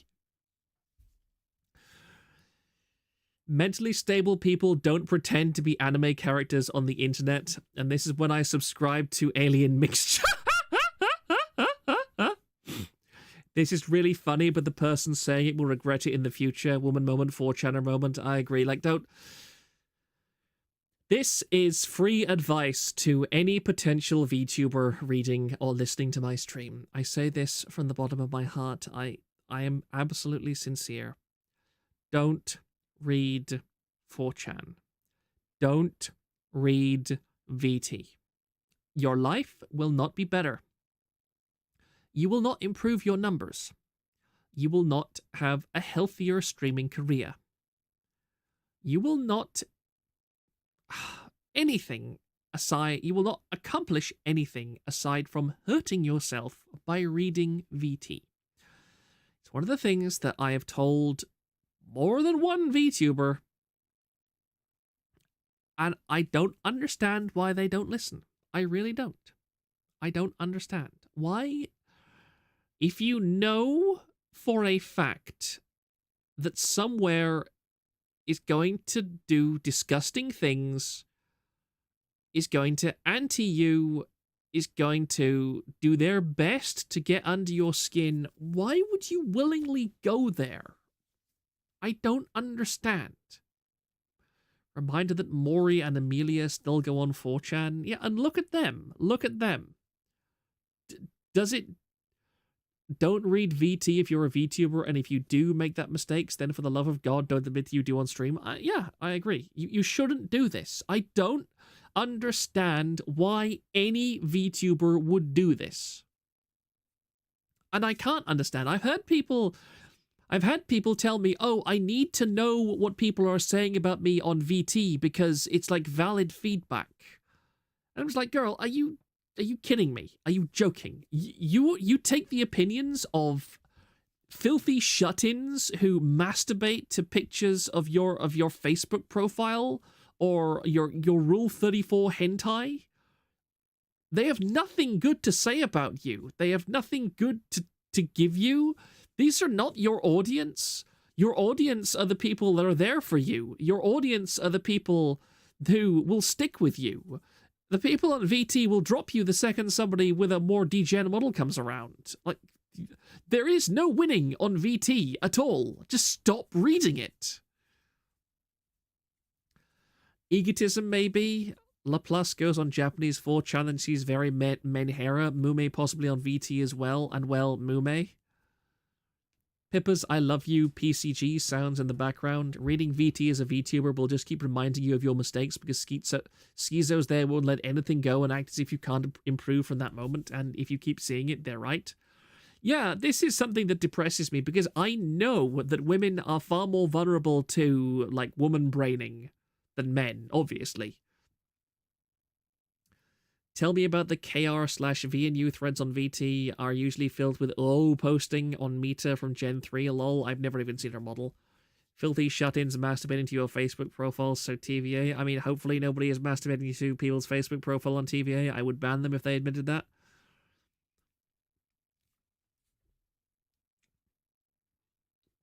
Yeah, women really do get one guide far more often than men. Although Mr. is a thing too. He gets one guide constantly.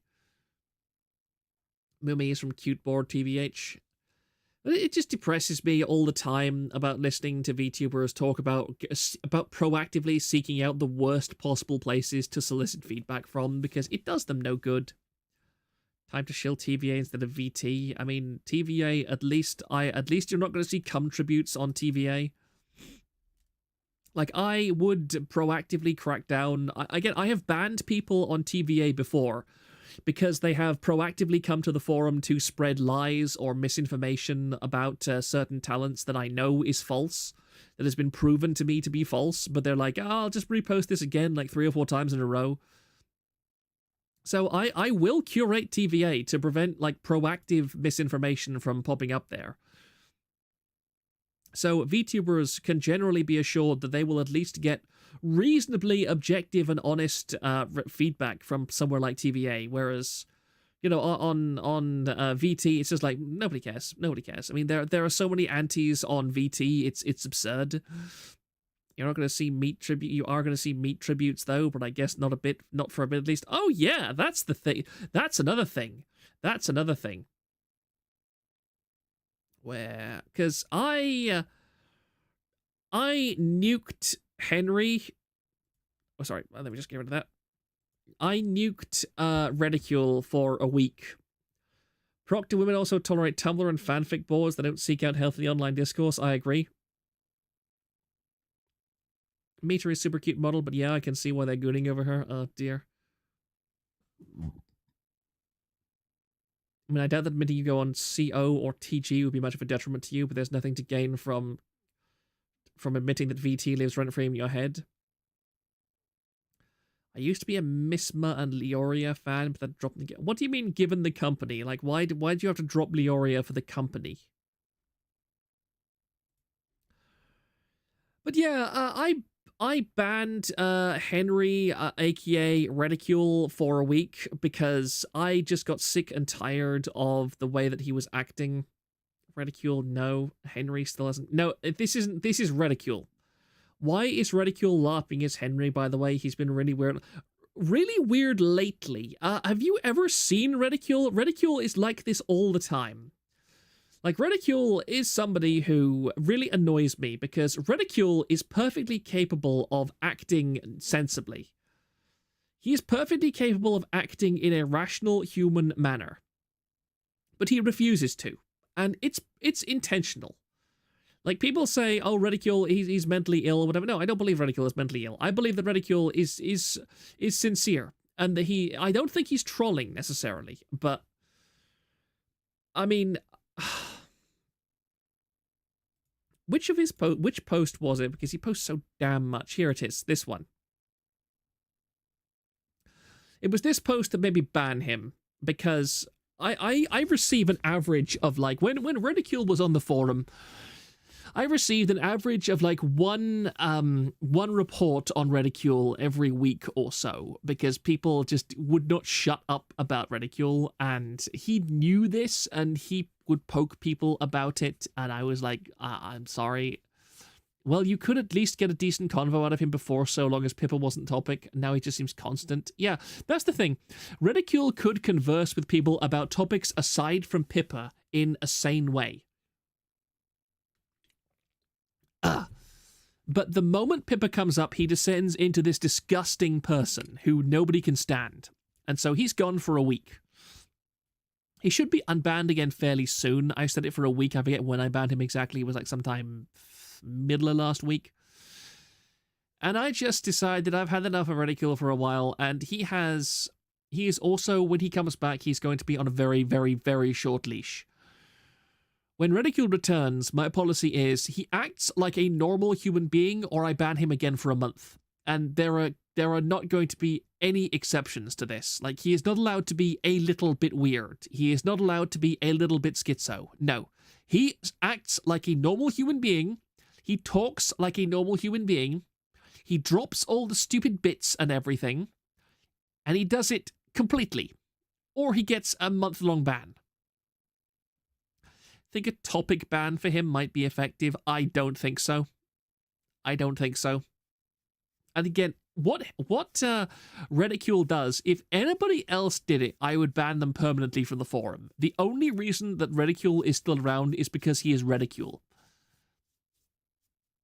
But I'm sorry, Reticule has reached the end of my patience. No mentioning Pippa. This is the thing, Reticule is very good at no more bits. This is why Vespa quit. I agree, no more bits. I'm sick and tired of the bits. I can fix him. Super duper, I will strangle you to death with a stick. Now,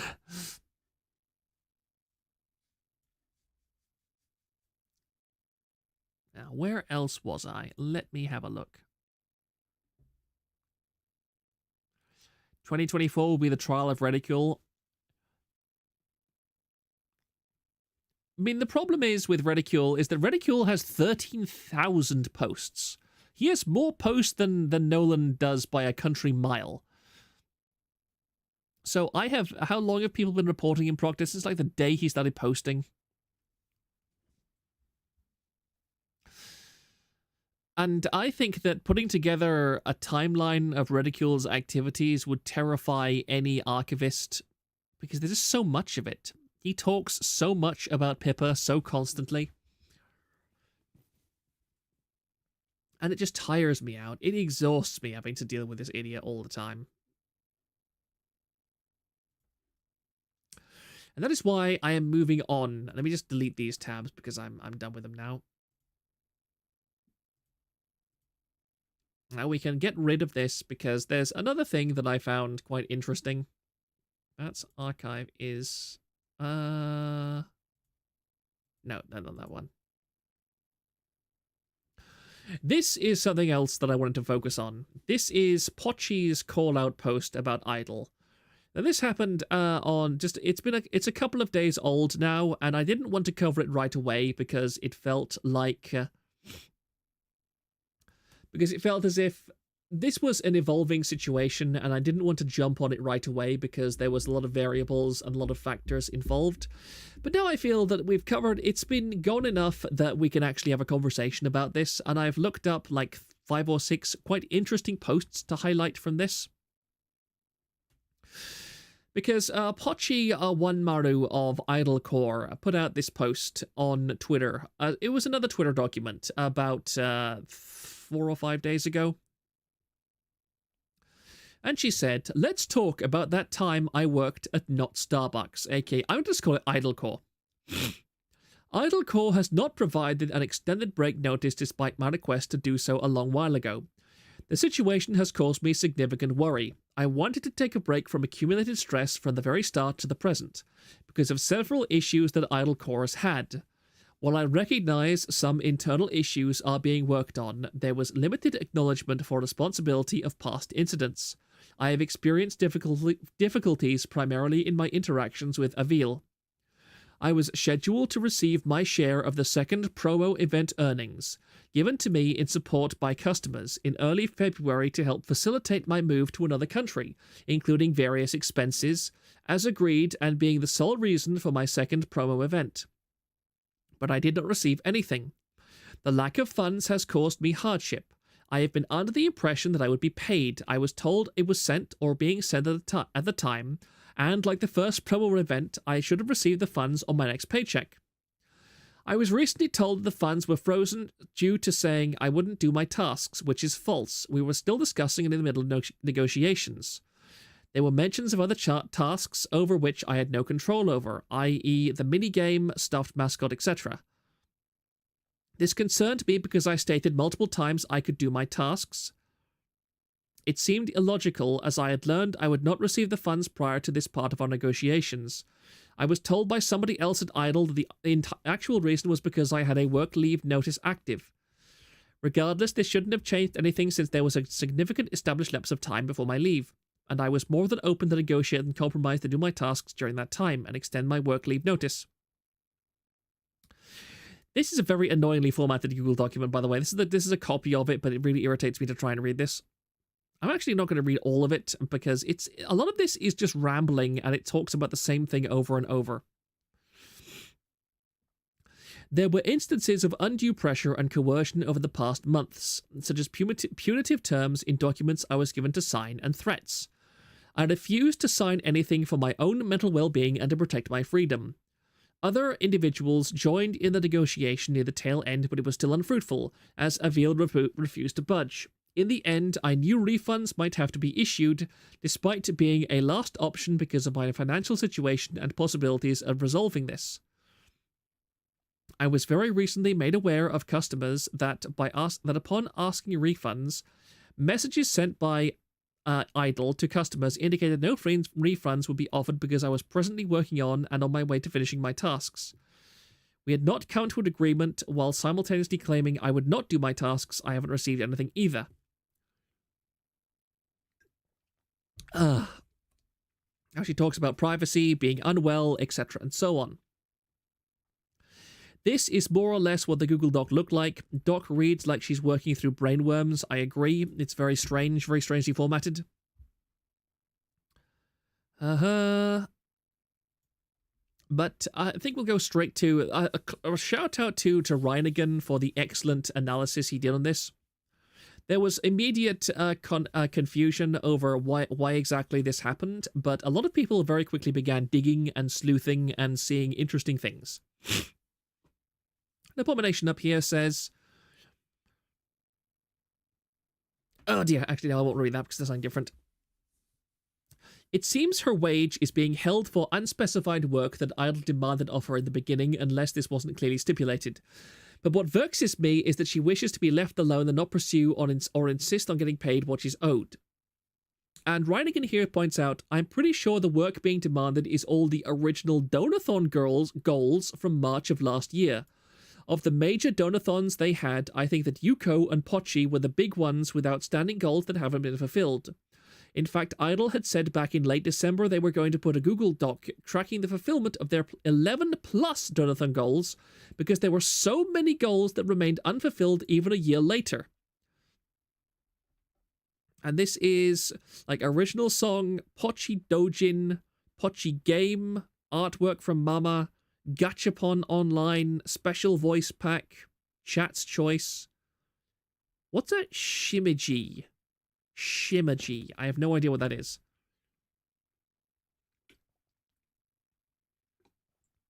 I'm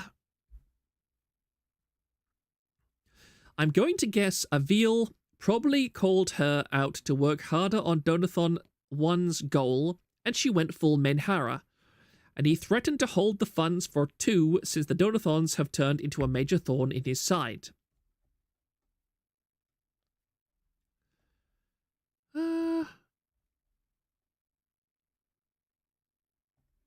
I'll move on to the next one. And here he comments on a lot of the interesting stuff that's been going on the image boards concerning this. LM has a copy of Serafi's contract. That's very interesting. It'll be interesting to see if he streams about that. Do one donathon, don't complete all goals, get completely new model, then do a second donathon, ask for an extended leave without working on any goals, get told to do her job if she wants the money. Oh no, my plan failed, time to claim they're a black company and beg for Twitter to cancel them. Reminder that one man donated a total of $18,000 to Pochi over 2 donathons. He got some worn socks out of it, and that's it. Now this piece is quite interesting here. She re-debuted as a lolly, streamed for like 2 or 3 months, did a donathon, then disappeared. Now complains that she didn't get the break she wanted and they are not giving her the donathon money. She unironically wanted to run with the money, can't make this shit up. That's the only explanation I can arrive at as well. She knew what it means to do a donathon. She had done one before and knew it would place additional responsibilities on her, and yet she planned on taking an extended mental health break immediately following her second donathon, while goals from her first donathon were still left incomplete. I can't see that in any other way than her wanting to upgrade her living conditions with the funds and ditch VTubing. She bailed out of her first donathon rewards too, her past life one, and didn't receive any backlash. No doubt she thought she could do it again in Idol. And that's very interesting, because we go forward here, and we see in this next post here, I'm pretty sure the talents are the ones that think of the rewards, so if anything would be their fault for picking rewards that would take too much effort. As far as Idol, they seem to just accept the things the talents offer and not think that it's worth it or not. So mismanagement and talents being stupid. If Pochi thought she could get donathon rewards while expecting Idol to front the cost of donathon rewards and not have the company breathing down her neck asking where the work is, she was in the wrong. And here's the rat from, what's Jidif? What's Jidif? I don't know.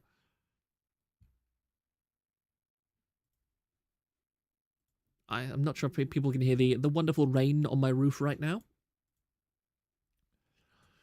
The way Pochi writes the timeline is very weirdly reversed and seems to deliberately put the seemingly bad thing first, which is already a red flag.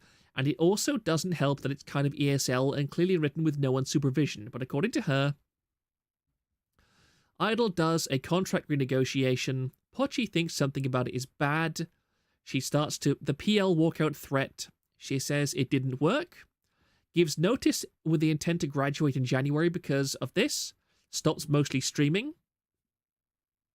Says she was still willing to negotiate and compromise on the remaining donathon goals in her time left at Idol. Whatever is going on between them stalls out into February, where Idol decides not to pay her out the second donathon because she intends to graduate / she isn't working on the goals. She says she could have been working on the goals the entire time she hasn't been working. Has her public Menhera episode with Light Yagami, I have no idea about that. More radio silence, becomes active on PL, vague posts telling people to get refunds.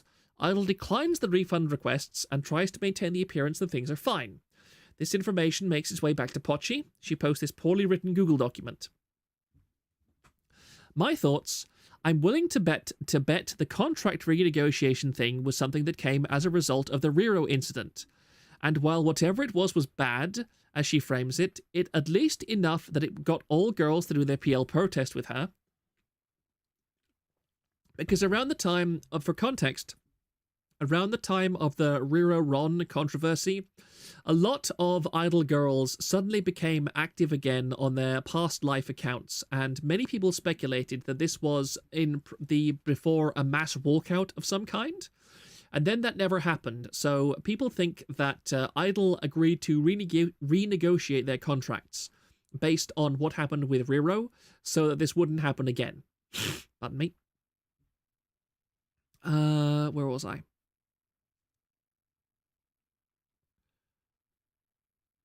It doesn't really make sense to me because she says Avile didn't budge.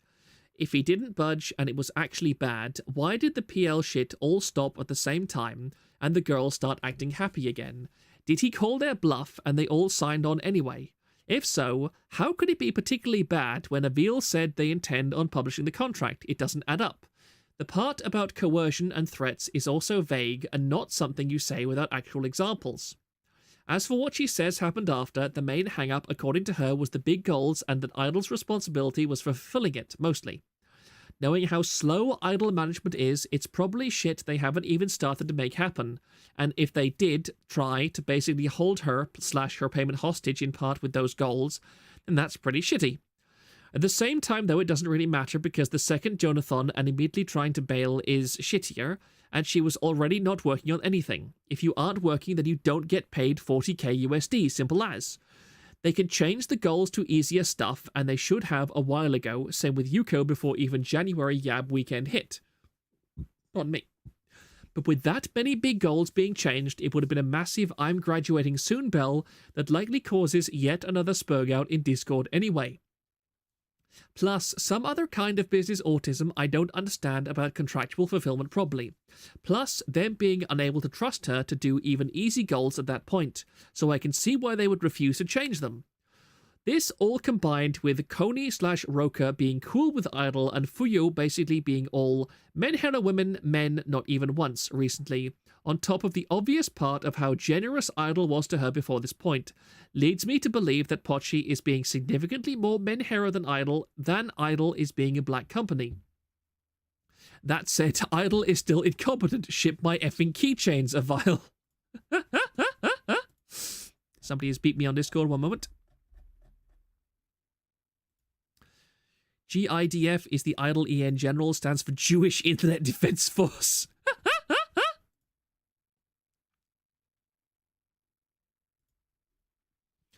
Rin's just autistic, she'll be fine. Could be wrong, but I think Light Yamagi is the thing. Was someone on Twitter hassling her for not streaming communicating when she came back? Okay. Seems like donathons are dangerous. Temptation of big payout plus risk of overcommitting plus wears the talent out instead of steadily grinding away as digital sharecropper on YouTube and Twitch. That's definitely partially the company's fault. You got to reel them in. You can't just let them promise anything. I agree. This is something that Kirsha has talked about before as well. She says that donathons are difficult, and quite often you lose subscribers during donathons because people just get burnt out of your content. And she was really worried about her donathon. And she was lucky in that she didn't do particularly extreme rewards, and people understood that her stretch goals were pretty difficult to begin with, and they've been very patient with her. But for somebody like Idol to have these back-to-back donathons and all of the stuff that they were offering for it, I can understand that it was not a good idea. Just not a good idea at all.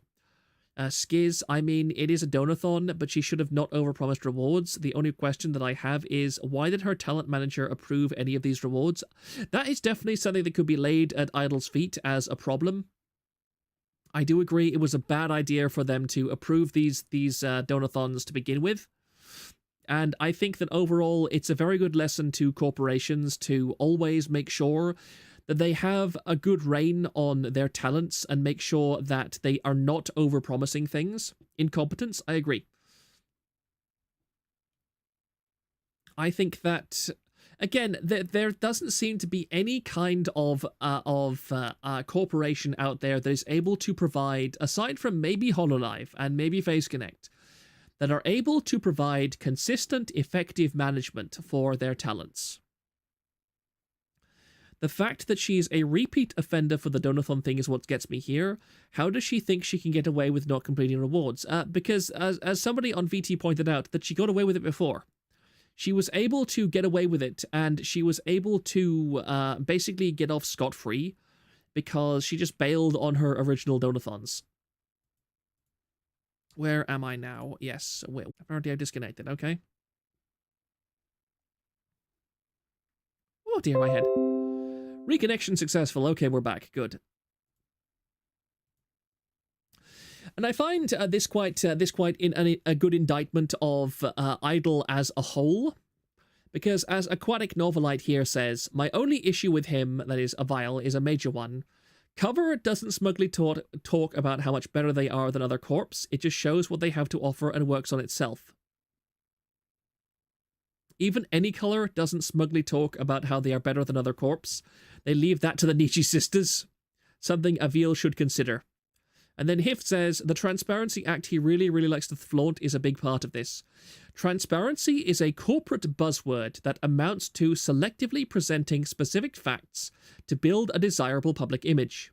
This works as it's intended to court mostly young talent with little business experience who will take offers like a higher revenue percentage or having their expenses covered at face value, even if those offers don't hold up to deeper scrutiny. 60% revenue plus free video games sounds great, but HoloLive's 50% and paying for expenses out of pocket still lets the talent take home much more cash. Since the company opened earlier and earned itself a mostly organic reputation that guarantees higher view counts and donations. Look at what they leave out of those PR statements and ask why they're not advertising those factors heavily. Why aren't they being transparent about high-quality one-to-one management? Because they're understaffed. Why aren't they transparent about the company and fanbase culture? Because while HoloLive, FaZe, and even tiny corporos like Kawaii have found comfortable niches, Idol still feel like they're throwing in the ideas around to see what sticks phase. Why aren't they transparent about their approach to resolving conflict? Because they thought patrol you in front of millions of people. I've given Idol the benefit of the doubt for a long time, but the more these problems crop up, the more Avil comes off as a slimy fake individual. You can get away with masturbatory blog posts when you're doing well, but hyping yourself up like that makes you have further to fall. And Ariro's termination, Yuko seemingly disenfranchising for a while, and this shitshow have built up a lot of downward momentum. And then he points out they're rather funny. Because Katarina is Avil's girlfriend. Not boyfriend, girlfriend. Although, you never know, she might wear the pants. If you're a talent management agency, then your primary job is to manage the talent, simple as. You know how the saying goes, if you have to say you're a nice guy, you're probably not nice. Same applies with VTuber corpos. I agree, super duper for a change. Donathons are sleep aids, holy baby. Yeah, sorry, that was a bit of a slip of the tongue, but, oy vey.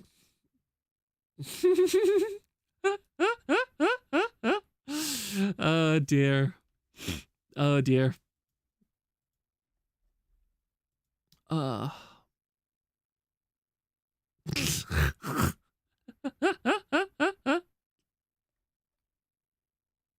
Sorry, I was just looking at something in Discord. Ow, ow, ow, ow, my nose is hurting for some reason. Not kosher, I'm sorry. But I think I in my early streams, I was very much pro-Idol in a lot of ways, because I felt as if they were trying to do their best, and they were doing things that other companies were not. But I will agree that my estimation of Idol has gone down considerably in the last year or so, because they seem to be just kind of stumbling. Somebody earlier said that during boom times, bad companies can be propped up by excess profits, whereas they start to crumble when times become tougher.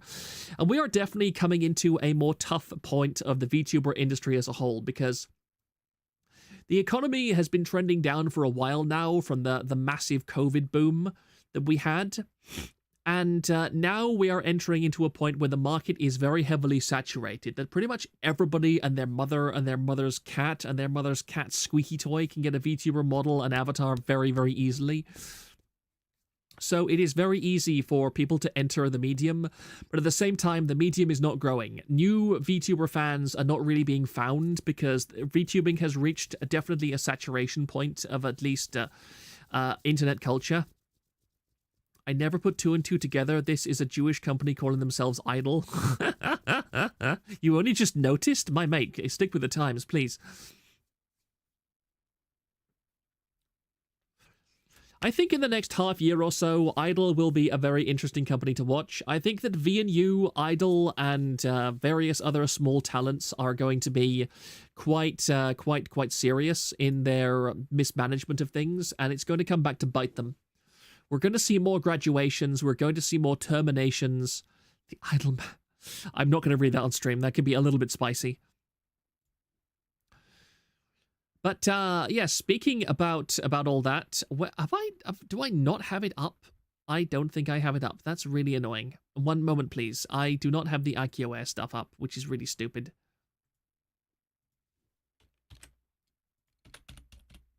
That to round off today's stream, I wanted to highlight an agency that I specifically had one of my early streams about.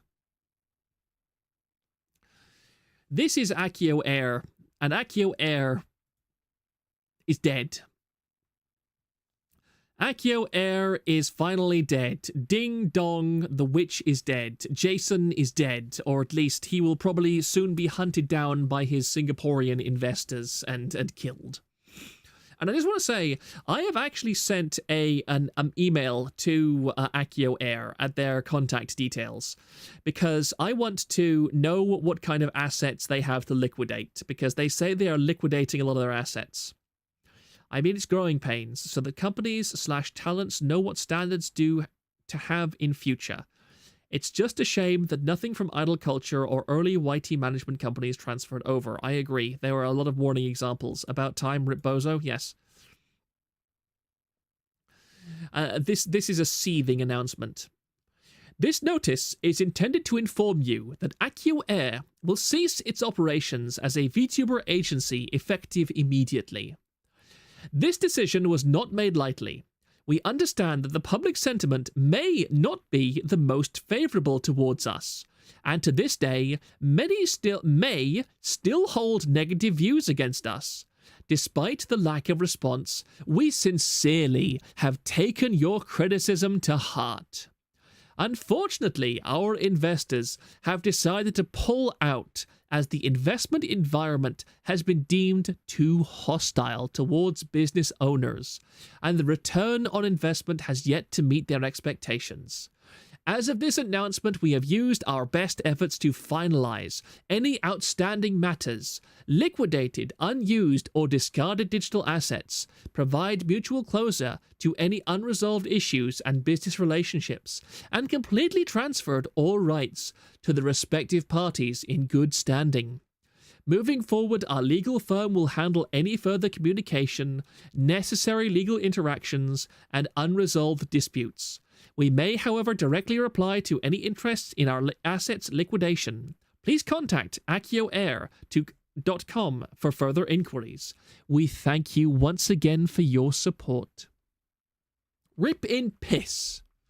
So what is there to liquidate? VTubing is not an asset-intensive form of entertainment production, unless your studio can give a dead chicken 3D before Nietzsche can. Oh, that's hilarious. They bravely ran away, yes, because AkioAir is the company, is Jason. Like, you can go and read the AkioAir thread on TVA, which is a bit of a roller coaster. I myself did a stream on AkioAir where I went over quite a bit of AkioAir's dirty laundry, which was also hilarious because they have so much nonsense. Their CEO was proactively suing talents and all this nonsense. They tried to hire a minor, and then they said, "Oh, we're hiring a minor. Please don't make Rule 34 of her. We will sue you if you make Rule 34 of our underage talent." And everybody was like, "Well, why the hell did you hire an underage talent to begin with?" And they just had no response to this. So AkioAir is dead, and I cannot be happier. This is one dead company. The problem, however, is that I can almost be certain that Jason will have learned nothing from any of this, and will just go on and try and fund a new VTuber company, or try and say, oh, I was the CEO of AkioAir. I am like a high up guy in the business. I'm going to go away, and I'm going to try and worm my way into another company now. I really hope that doesn't happen, but since that Meow literally has a job at where is it, like that company that went after Null for a while, that big like domain licensing company. That sort of IP is either worth a ton or is worth nothing. I mean, who the hell would want damaged goods from AkioAir? Seriously, who would want those models or assets from AkioAir? I mean, I might. If they were giving it away for free, I'd be interested.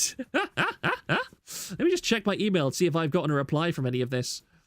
I definitely have not, but let's see.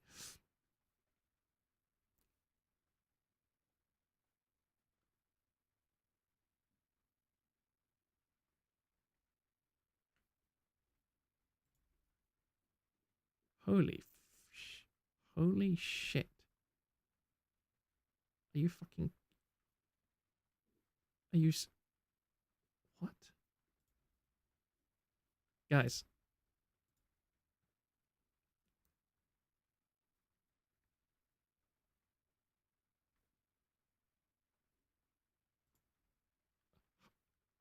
Guys.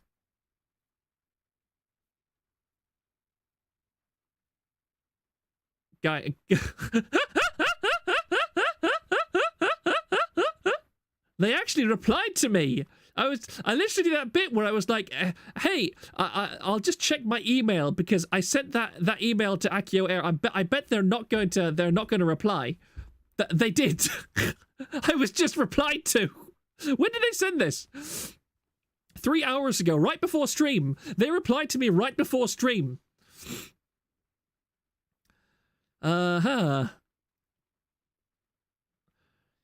Hello, thank you for your inquiry. In regards to asset liquidation for AkioAir, we would like to know some further information from you. Which of the models or assets do you intend to purchase? If so, please list how much you intend to purchase them for, and we can discuss the price from that point on. If you intend to buy a model, please provide your content creation record, as we are more interested in selling to people who intend to utilize these models for long periods of time, as our team took our time in designing most of them. Note that the model will come with all its related assets. As we've received a high volume of interested buyers, we may not reply in cases where the price being offered is unlikely to be accepted or if others have been made a better offer.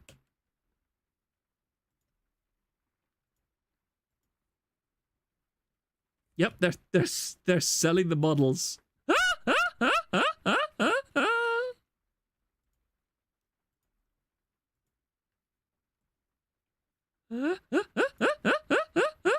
Oh my goodness, I need to do this.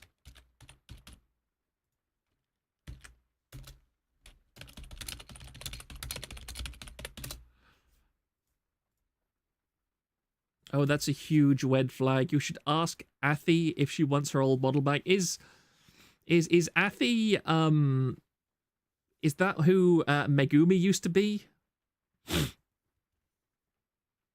They have to. They most likely have creditors they need to pay off. Wait, that means the talents don't get a chance to have their old models? That's kind of messed up. Crowdfund TVA AkioAir zombie tubers. Bid. Buying a used VTuber model at a garage sale is a hell of a creepypasta premise.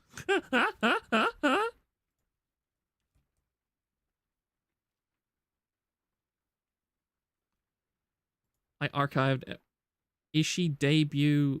Oh, you're talking about Azahara. Sorry, I was looking. I thought somebody was talking about this because she's the one who blew this whole rotten thing open.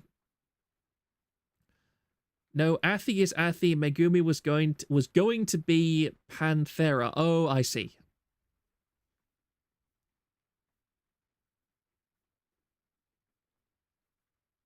Athena Nightingale. Ah. Slaps roof of IP. You can fit this much Menhera in this model. Do the talents know? I mean, the talents wouldn't care, I don't think.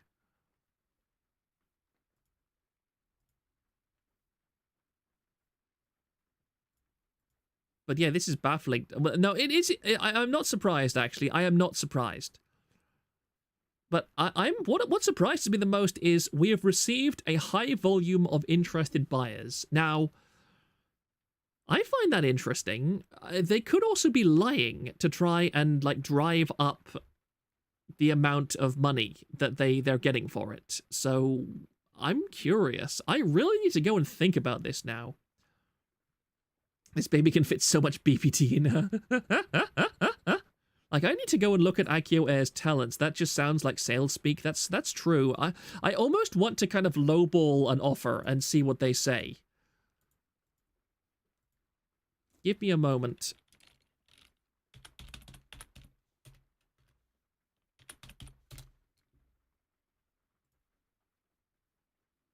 $404. Yeah, their website is literally dead. Okay. So they've had 1, 2, 3, 4, 5, 6, 7 talents.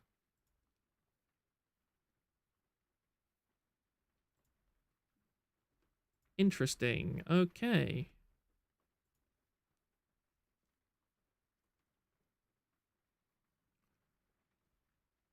Oh, Athena Nightingale. I think I've seen her before. That's actually a really nice model. That's really cute. That's a lovely design. That's a really pretty design. Though listening to others' feedback, it may be court-ordered or the trustee trying to recover money from the creditors. This is an amazing exclusive scoop you have, Proctor. You can get up on the ground floor with this scoop and compete with Purple Keemstar. What the hell are you talking about? Over 9,000. This is a fire sale. It's not secret information. Megumi all but outright said that she was going at the end, where she was going at the end of her graduation stream. It's actually how I found that about AkioAir. Oh, I see. Interesting. Probably lying. This is a fire sale. It's 200% a lie. You know what? I might actually see if I can make a bid. He is actually going to buy one, isn't he? I need to think about this a lot. Maybe. We'll see. We'll see. We'll see. This could be very interesting. I'm not going to skinwalk as a woman. I'm not going to... I am not going that far.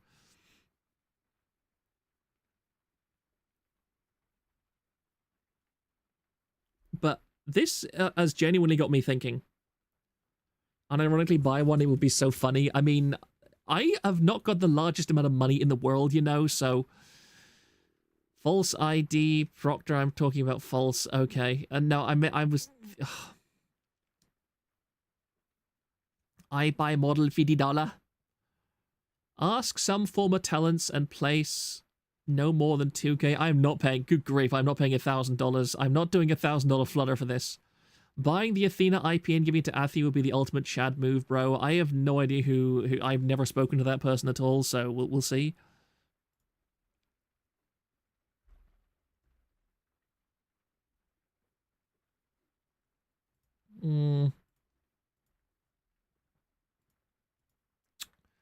I'm really thinking. It's like a trophy to put on your wall to confirm your kill. That's highly entertaining. Allow me to just look at something. Okay. Oh man, that'd be wild. Go low and see how desperate they are. What I think I will do, I will put in a low offer and see if I get any reply to it. Geez, Proctor, your black company sold you too. I might put in a low bid. I think I'll take this for Discord. Ask her anyways. Worst case, they block you. Dono goal on forum is a great idea. Not a bad idea.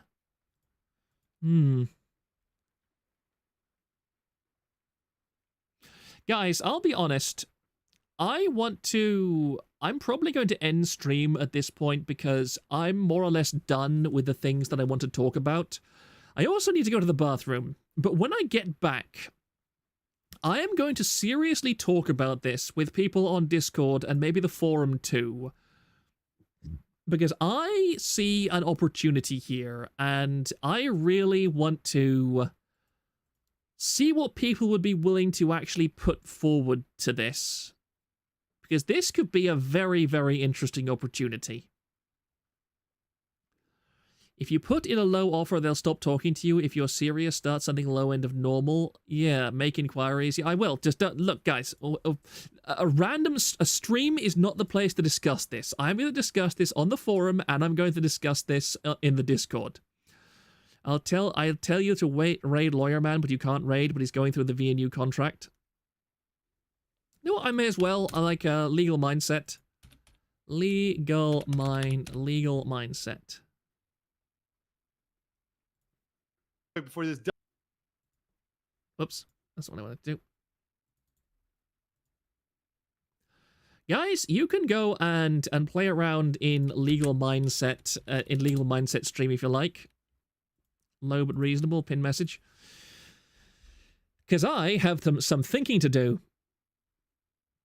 Low but reasonable. I have no idea. The thing is, you say low, you say high, you say reasonable. I have no idea what low, reasonable, or high is. So we'll see. We'll see. We're going to discuss this like civilized neckbeards on forums and the Discord. Yeah, definitely. This is not something I'm going to make lightly or like with just at random. Okay.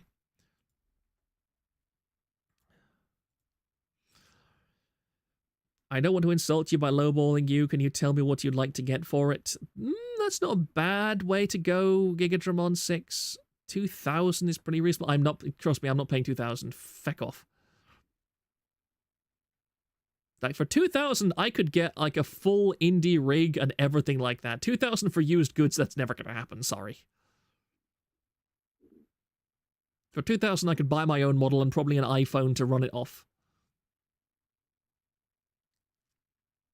Ask them a ballpark estimate.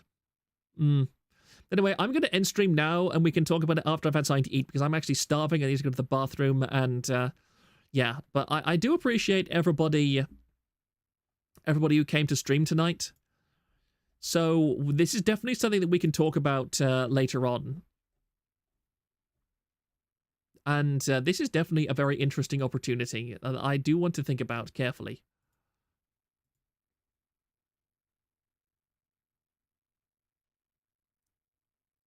Right, so I'll see you all in a minute. You are doing them a favor. That's not a bad idea, Azahara.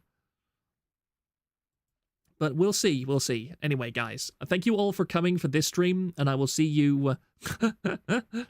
and I will see you next time. I'll see you on Wednesday when we'll have more to talk about. But thank you all for coming, and we'll converse more on this topic later.